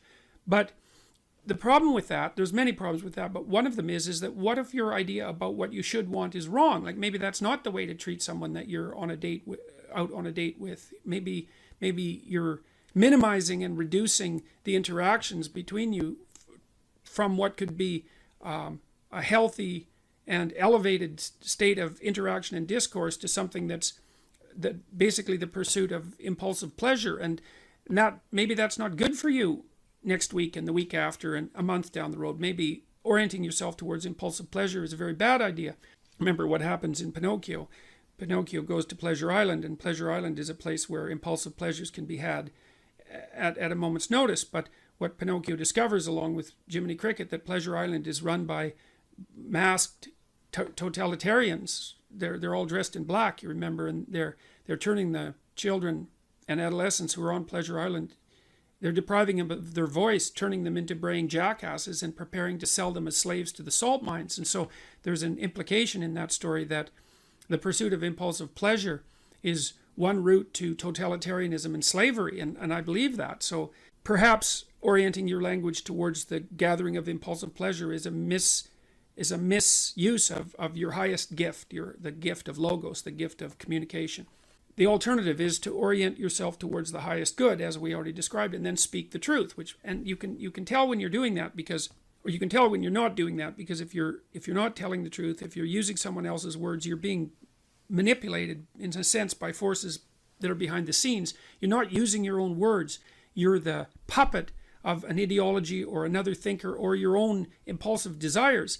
And you can tell when you're speaking like that because it makes you feel weak. It makes you feel weak and ashamed. And you can localize that feeling physiologically. If you listen to yourself talk, you can tell when you're speaking properly, you will experience a feeling of integration and strength. And when you're speaking in a deceitful or manipulative manner, you'll feel that you're starting to come apart at the seams. And what you need to do is practice only saying things that make you feel stronger. And that'll mean, to begin with, that you'll notice that almost everything you say is a lie. It's either a lie or someone else's words. It's very hard to find your own words, but you don't actually exist until you have your own words. So then you try to teach yourself how to speak your own truth, and you listen to other people while you're doing that, because they can help you shape and correct your words. They'll react to them badly if you formulate your ideas badly, and if you listen and pay attention, then you can learn to formulate your words more and more clearly and accurately, and that makes you more and more powerful. It gives you more and more authority, which is the beneficial form of power. Okay, so you do that, and then you have to make a decision of faith, and that's basically, well, that you can either use your language to manipulate the world and make it do what you want, or you can use your language to try to articulate the truth as carefully as you possibly can, and then you can see what happens. You have to let go of your desire for the consequences that you want. You have to assume that if you speak the truth, the results are the best that is possible under the circumstances. And so it's an exciting way of living in some sense. It's like continually walking off a cliff, because you don't know what's going to happen next if all you do is say what you think. And maybe you're at work and you say what you think and you get fired, and you think, oh my God, that's a terrible catastrophe. But maybe it's not, because maybe if you're working somewhere and you have to lie to maintain your job, maybe you shouldn't be there. Maybe it's deadening your soul and damaging you in some permanent manner and making you corrupt. And so you have to orient yourself. You have to speak the truth as carefully as you can. You have to listen to others so that you correct your speech. And then you have to allow the consequences that ensue to unfold as they will. That's the ultimate act of faith, I would say. And that's what you do if you belong to Truth University. All right, so more practically speaking, then you should educate yourself. And it's not that easy to do now, because you have to find people who can actually tell you mostly what to read and maybe also how to write, because writing is a way of formulating your thoughts ever more precisely. That's why you go to university, to learn how to write. If you know how to write, you can think. If you can think and speak and communicate in writing, you're unbelievably powerful in the authority manner. Because arguments move the world forward, and if your arguments are tight and well constructed and lucid and well edited and carefully thought through, and you have 5 rationales for everything that you're doing, which is what happens if you learn to write properly, then you're like a force of nature, man. No one can take you down. And that's one of the things that people aren't taught about why you go get educated, especially in the humanities. Humanities education, if it's real, organizes your psyche, grounds you, puts you on a rock, and makes you a force to contend with. But you have to read the right people. And those are the great, they're the great people of the past. In my list, they're the great men of the past, and that's just how it is. And so here's who I would recommend. I put reading lists up at jordanbpeterson.com. There's 2 of them. And the people that I recommend primarily are their books written by the following list of people: Fyodor Dostoevsky, Leo Tolstoy, who I think perhaps the greatest novelist the world has ever seen, Alexander Solzhenitsyn, another great Russian novelist. I don't know what it is about the Russians, but man, they produce writers that are incomparable. Alexander Solzhenitsyn wrote a book called The Gulag Archipelago, where he analyzed the Soviet prison camp system that arose after the Leninist revolution in the second decade of the 20th century. And details in absolutely precisely how the tenets of Marxism, the Marxist tenets that are supposed to free everyone and change the world, produced legislation that was absolutely murderous in its consequences. And Solzhenitsyn painstakingly traces the logical pathway from the original Marxist principles to the legislation, to the genocides. Because you'll hear people who are basically Marxists say things like, well, true Marxism never existed. And Solzhenitsyn took that argument apart in the mid-70s. And the Gulag Archipelago was an intellectual bomb. It demolished any credibility that Marxism had to intellectual respectability. You have to read the book. The book is about the central issue in our culture at the moment. If you don't read it, you're not informed. You can't participate in the debate except as a puppet. And so I wouldn't recommend participating in this debate as a puppet, because you don't know who's behind the scenes pulling the strings. If you remember the Pinocchio story, the forces that were pulling the strings were not forces that were acting in Pinocchio's best interest, that's for sure. George Orwell, English essayist, incomparable commentator on socialist totalitarianism, even though he was a left-winger and a brilliant one. Aldous Huxley, who wrote Brave New World, had some very brilliant things to say about the potential demolition of sexual choice of sexual partner as a part of a dystopian future.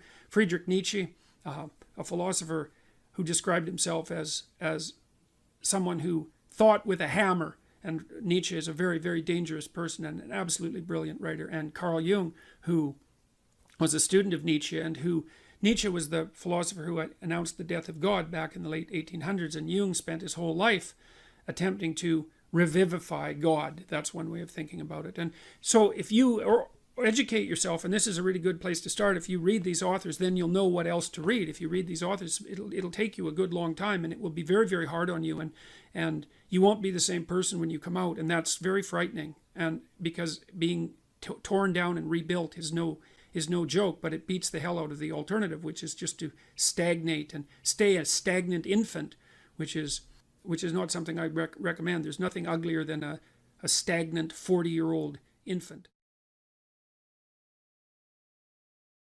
This is one of the great stories of mankind, and this isn't the only variant of this story. There's many variants of it, but this variant is useful for our purposes. That's a story I stumbled across a long time ago. I'm going to tell you the second story first, because I don't have the energy to tell you the first story. So this is a story that the ancient Egyptians predicated their society on. And to understand this story, the first thing you have to know is what the characters were. And these characters were gods. There's 4 of them. Although the Egyptians had far more than 4 gods. You might think of these as the central gods. And you might think, what is a central god? And then you might think, well, imagine that the gods compete for dominance across time in people's imaginations. And some gods win. And they occupy the primary position of dominance in the hierarchy, in the dominance hierarchy of gods. And those are ideals. And ideals compete across time for dominance. And they're embodied. And so when diverse tribal people come together, they throw all their gods into the ring and they fight across time, and something emerges as a victor. And that's the emergence of monotheism out of polytheism. and it parallels the development of a unified morality within each of us as we develop across time. And the God that emerges as dominant across time bears a substantial resemblance. Imagine you have a set of gods in this locale that are competing across time, and something emerges as dominant. And then over here you have another set of gods that compete across time for dominance, and something emerges. You'll see major commonalities across the two things that emerge. And the reason for that is because the process of emergence that gives rise to both of them is similar in both situations. And that's part of what accounts for the cross-cultural similarity of high-order religious ideas. All right, anyways, you need to know the characters. Osiris. Osiris is the old king. He's Dumbledore for all intents and purposes. He's the old king. He's the spirit that established the Egyptian state when he was young. He was a great hero, but now he's old. And he's archaic, and he's willfully blind. That's Osiris. He has a brother, Seth. Seth is Set, and Set is Satan, because the word Satan comes from the word Seth and Set via the Coptic Christians.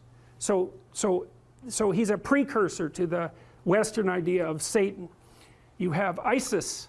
Isis is queen of the underworld, and Isis was the goddess of a religious structure that prevailed across thousands and thousands of years. Isis. And you have Horus. Horus is a falcon, and the Egyptian eye. Everyone knows that eye, right? The eye with the open pupil. That's Horus. And Horus is a falcon because falcons can see way better. They can see better than us. They can see better than anything else except for perhaps eagles. And they fly above everything. Zazu in Lion King is Horus, right? And Mufasa is Osiris. And Scar is Seth. And there's no specific representation of Isis, but the closest there is in that story is probably the Queen of the Hyenas that's played by, who's the actress? Yes, Whoopi Goldberg. That's right. That's right. Because she's like the queen of the underworld, right? She's the queen of the hyenas that live out among the death. But okay, anyways, Seth, Osiris, Seth, Isis, and Horus. Here's how the story goes. Osiris is a great king. He established the Egyptian state. You could think about him as the embodiment of Egyptian custom and tradition. You could think about him as the thing that the pyramid represents. All right? But he was great when he was young, but he's not young anymore. He's old, and he's willfully blind. And what that means is that he doesn't see what he could see. He refuses to see what he could see. Why is Osiris old and willfully blind? Because that's what culture is. It's a paternal spirit that's old and willfully blind, and it's always that way, always that way. And the reason for that is because it's a construction of the dead. The dead aren't alive. They can't, so they're out of date, and they can't update themselves anymore. And you inhabit their corpse, and that's actually what happens in an earlier story that I'll tell you next week. The early Mesopotamian gods inhabited the corpse of their father, roughly speaking. Anyway, so Osiris was great and when he was young, but he isn't young anymore. He's old and he's willfully blind. He won't look where he knows he should look. He doesn't have the energy, or maybe he doesn't have the spirit. His brother Seth is not a good guy, and Osiris knows it, but he underestimates his malevolence and power. And so Seth wants to rule the kingdom. So what does that mean? It's easy. Every stable society is threatened by willful blindness and malevolence, always. Every bureaucracy has that proclivity to stagnate and to become blind. That's why corporations die all the time. That's why a Fortune 500 company only lasts 30 years. It's why we have to have elections. It's to stop the dead from staying in control for too long. Osiris turns a blind eye to Seth. Seth is happy about that. Same thing happens in the Lion King, roughly speaking. Seth one day waits for Osiris to make a mistake and to be weak, and he attacks him and he chops him up into pieces. And he distributes the pieces across the entire Egyptian state. In fact, the Egyptians regarded their provinces as pieces of Osiris's body. Okay, so Now, you can't kill Osiris because he's a god. And why is he god? A god because he represents the spirit of structure. And there's always structure. It can't be destroyed. It always reconstitutes itself. It can be hurt and broken into pieces, which is exactly what happens to Osiris. Things fall apart. Why? Because they get old and because malevolence undermines them. That's what the Egyptians were trying to sort out. Okay, so Seth distributes his Osiris all over Egypt, so he can't get himself back together. Right? Things fall apart and they can't be brought back together. But the spirit of Osiris still lives in the pieces. So what happens? Order is demolished. What would you expect? Chaos emerges. That's Isis. Isis is queen of the underworld. She's Osiris's wife. Order and chaos, just like the yin and the yang. Order collapses, up comes the queen of the underworld. She's looking for order. Chaos cries out for order. She's looking for order. She goes all around Egypt trying to put Osiris back together. It's a state of chaos. She finds this phallus. She makes herself pregnant with it. And what does that mean? Well, it means it's like Geppetto in the belly of the whale. That thing has the potential to reemerge. The thing that collapses into its pieces is still alive. It can unite with the chaos and produce something new. That's the story of the dissolution of structure into chaos and then its revivification. Isis makes herself pregnant. She goes back down to the underworld. She gives birth to Horus.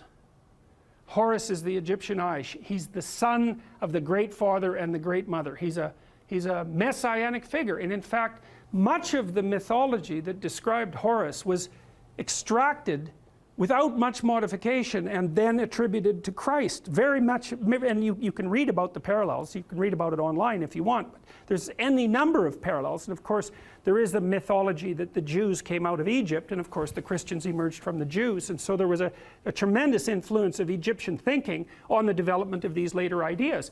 And you see pictures of Isis with Horus on her lap that are virtually identical in content and form to the later pictures of Mary with the infant Christ. And that's the holy mother of God in the hero. It's not a Christian motif. It's far deeper than a Christian motif. It's a human motif. So Isis, queen of the underworld, gives birth to Horus, and Horus grows up outside the kingdom. Why? In underworld. Because that's what human beings do. You're alienated from your culture. Always. Why? It's old and dead and corrupt. And so that leaves you growing up in chaos. What would you call? Alienated from your fundamental culture. That's the story of adolescence. Horus grows up. He can see. That's what differentiates him from Osiris. That's why he's a falcon. He goes and has a fight with Seth. And now the difference between Osiris and Horus is that Horus does not underestimate Seth. He knows exactly what he's up against. He goes and has a terrible battle with him, trying to get his kingdom back. Something else that's echoed in the Lion King story. And while Horus and Osiris or Seth are fighting, Seth tears out one of his eyes. Now why? Because Seth is the embodiment of destruction and malevolence, and no matter how conscious you are, if you encounter that, even voluntarily, the probability that it's going to damage your consciousness is extraordinarily high. That's why people don't do it. So the eye is torn out, but Seth is defeated, and Horus banishes him to the nether regions of the kingdom. You can't kill him. Why? Because the malevolent, destructive force that threatens states never dies. It's always there. You can only remove it temporarily. Now Horus is king. Pharaoh, king, God. He's got his eye. And so you think, well, he's going to just pop that back in his head, and then he's going to be able to lead. He's going to be able to take his place at the uppermost pantheon of gods properly. But that isn't what he does. He takes his eye and he goes back to the underworld, just like Pinocchio going into the depths to rescue Geppetto. And down there is the spirit of Osiris, who's extant as a kind of half-dead ghost. And he gives Osiris his eye. Now Osiris can see. So what does that mean? You go down into the chaotic, when threatened by malevolence, even to the point of damage to your consciousness. You go down into the chaos and you find the dead spirit of your tradition and you give it vision. And so provided with vision, Osiris regenerates, and then Osiris and Horus go back up to the world, linked together and rule jointly. And the Egyptians believed that the pharaoh, who had an immortal spirit, was the embodiment of the conjunction of Horus and Osiris. And that's what gave him sovereignty. And so you think about how brilliant that is. The Egyptians are trying to puzzle out who should lead, who should be pharaoh, and what do you have to be if you're going to be pharaoh in order for things to work. You have to be awake to malevolence and chaos, and you have to embody your tradition. And that puts you at the highest pinnacle of the dominant structure. And that's the same as, it's the same thing. It's the same thing as the battle between the gods across centuries or eons and the emergence of the highest possible moral virtue as a consequence of that competition. It's the eye on the top of the pyramid, right? It's, you know, in the Washington Monument, there's a cap on the Washington Monument. The top of the Washington Monument is a pyramid. At the top of the pyramid is a cap. It's made out of aluminum. And the reason it's made out of aluminum is because when they made the Washington Monument, it was the most valuable metal known. And so what does it mean? It means there's a pyramid and there's something at the top of it. But the thing that's at the top of the pyramid isn't the same as the rest of the pyramid. That's the thing. The pyramid exists. There's a dominance hierarchy. Something climbs up to the top. But it's not just at the top of one pyramid. It's at the top of all of them. The thing that rises to the top of any given pyramid is the same thing that can dominate all pyramids. It isn't good enough to be the best at a dominance hierarchy. What you want to be is the best at the set of all possible dominance hierarchies. Right. And that's the thing that's gold at the top of the pyramid, and that's the eye. That's what the Egyptians figured out. And what does that mean? It means the thing that puts you at the top is attention. Pay attention. Keep your eyes open. It's not the same as thinking. It's not the same thing. It's like watching. And the thing about human beings is we can see. We can see better than any other creature except birds of prey. And so our capacity to see is in fact what we use in the world. Our brains are actually organized around vision, unlike most animals. Their brains are organized around smell, not us. We can see. We stand upright so we can see a long distance. And in our ability to see is what saves us and what saves our communities. And that's what these stories are trying to portray. And you might say, well, why didn't people just say so? And the answer to that is because they didn't know. It took a long time to figure it out. Forever. It's taken forever to figure it out. It's part of what I hoped when I wrote this book, and part of the reason that I'm teaching it is because it seems to me that it would be useful for everyone to actually understand this instead of just having it told as a story. It's like, that's great, man. Yes, you need the story. But why not also just understand it? Well, this is a strange one. I don't know about you people from Sydney. So, it's from Kathy Newman, which strikes me as somewhat unlikely. And it's got 164 upvotes, so, which is quite a few upvotes. It hurt when you destroyed me on ABC. Now, I don't know if that's referring to last night or so many months ago, but I have enrolled in university to get my facts right. Yeah, well, that probably won't work. Yeah. Thank you for enlightening my soul. The burns are still healing. Yeah, well, it's not exactly a question. It's four sentences that are quite the strange combination. I would say something about the burns are still healing. You know, I mean, Nietzsche said that you could tell much about a man's character by how much truth he could tolerate, which is very interesting. You know, there's an idea in the great Western tradition that the truth is the way and the path of life, and that no one comes to the Father except through the truth.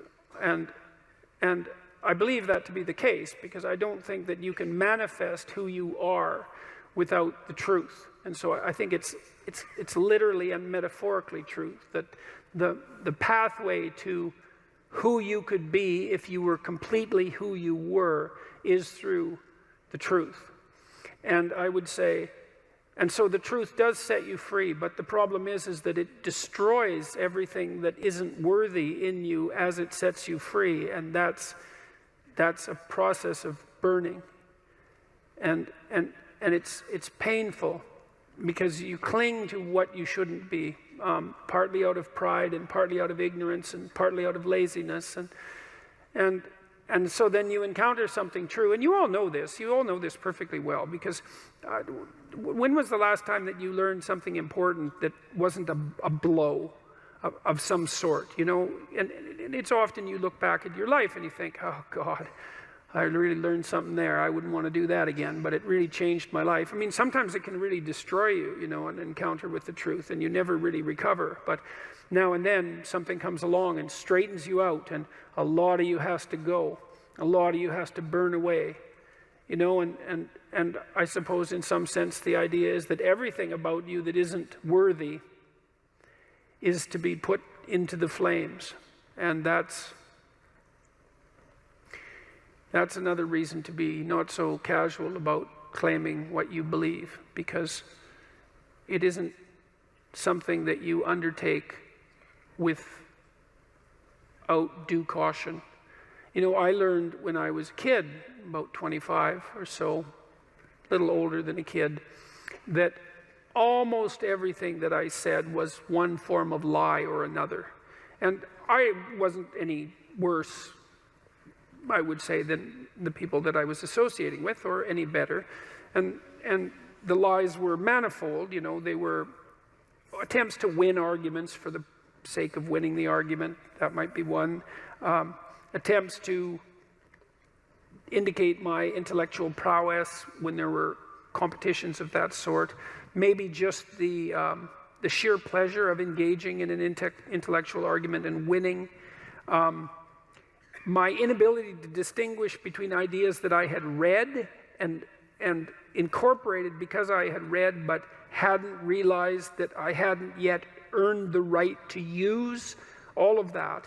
And, you know, I had this experience that lasted a long time. Well, I would say it's really never gone away. And I think this was the awakening of my conscience, essentially. And I didn't realize this until much later, when I was reading Socrates' Apology. This voice, for lack of a better word, made itself manifest inside me, and it said every time I said something that wasn't true, and that's usually what it said. That's not true. You don't believe that. Or there was a sensation that was associated with it. I don't think this is that uncommon, you know. I asked my psychology classes for many years in a row if they had an experience, that they had a voice in their head, let's say, it's a metaphor, or a feeling that communicated to them when they were about to do something wrong.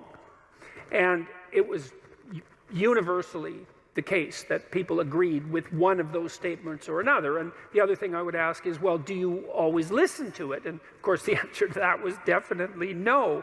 But that's also very interesting, you know, that you can have this faculty, this conscience. This seems to me to be very tightly associated with the idea of free will, is that you can have this internal voice, this daemon, the root word for democracy. Oh yes, I didn't finish that story. So yes, well, it's important. Well, so Socrates' daemon told him it was his moral guide.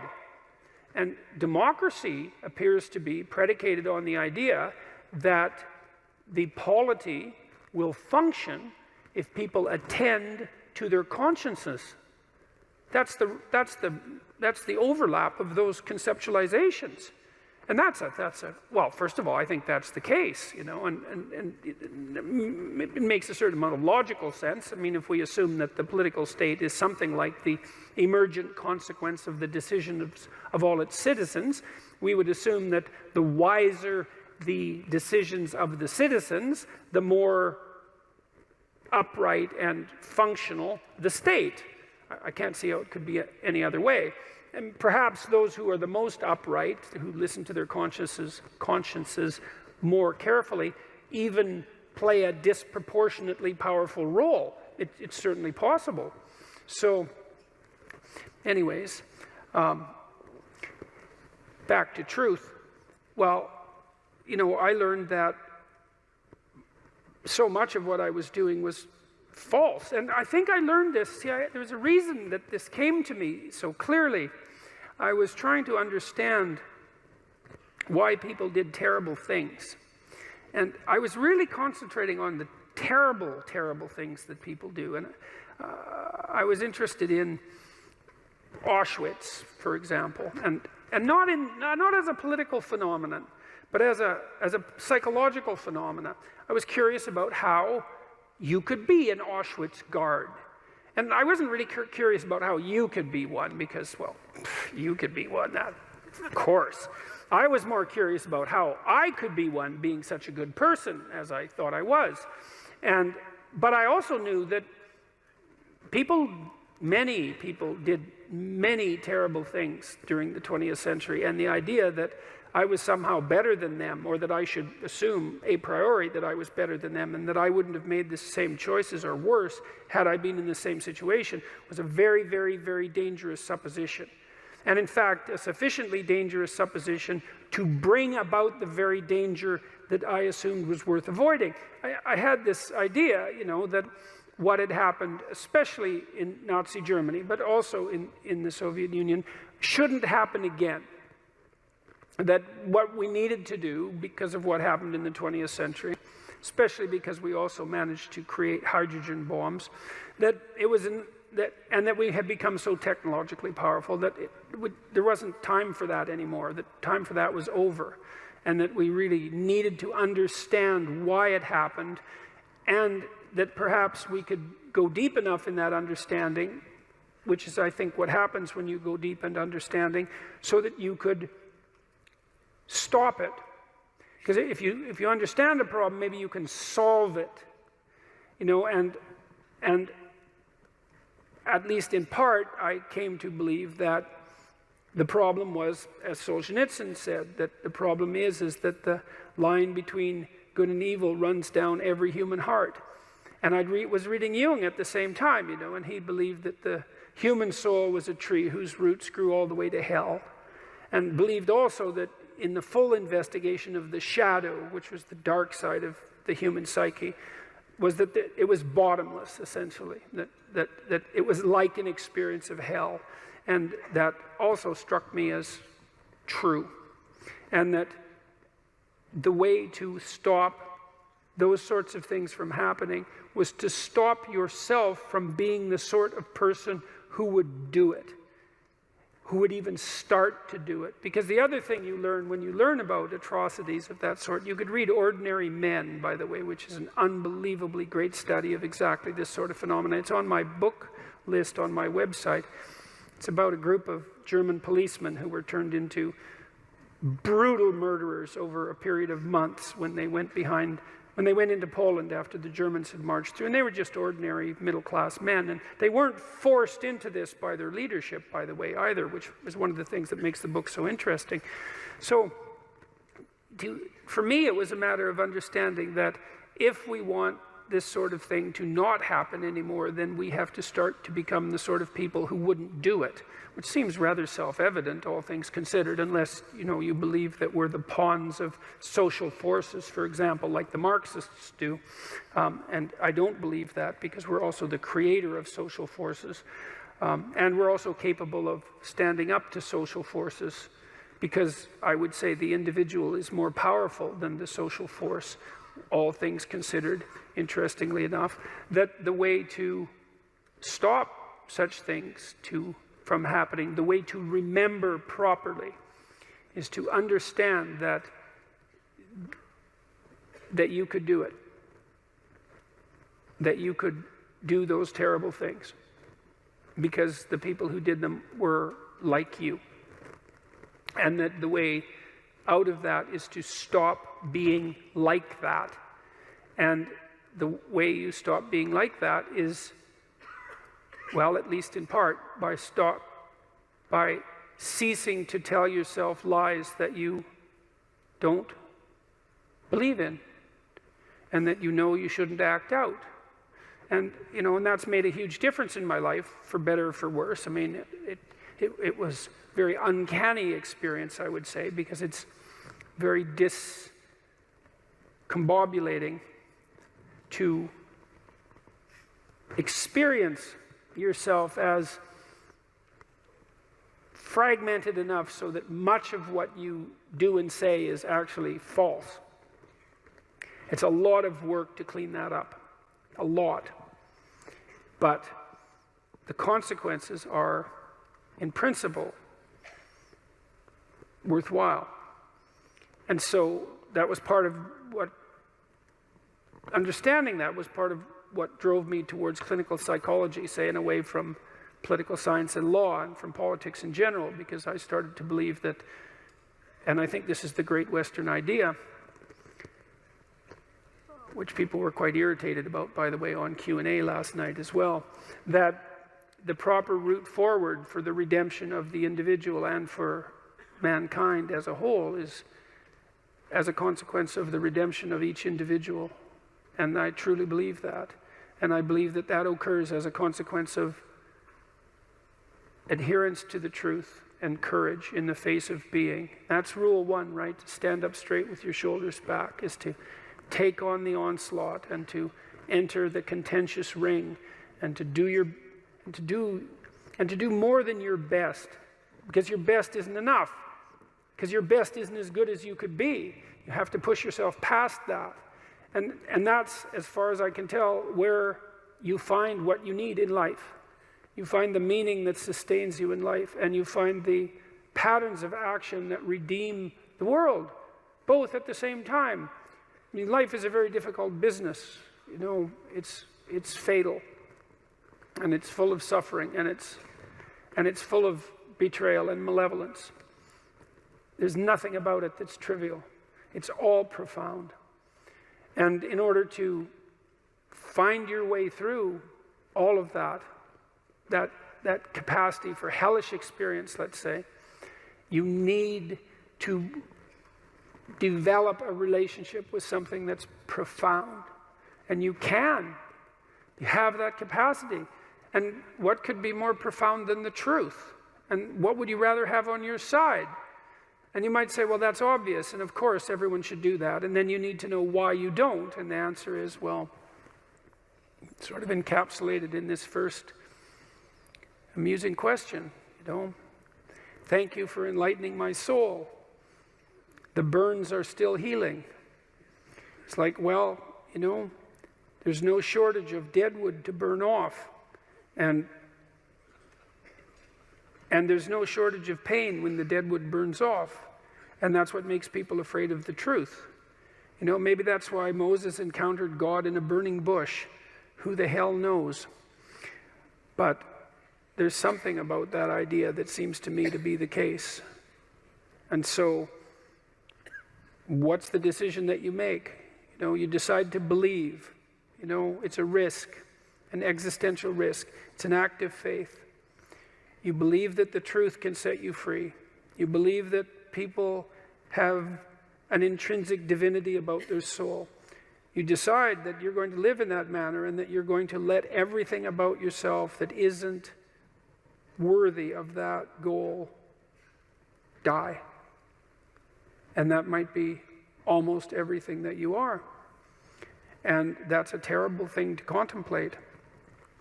The only thing that's worse, I would say, is the alternative, because the alternative is the sorts of hells that we managed to produce around us and that we produced with particular expertise during the totalitarian regimes of the 20th century. And it would be a good thing if we decided collectively and individually not to go back there again.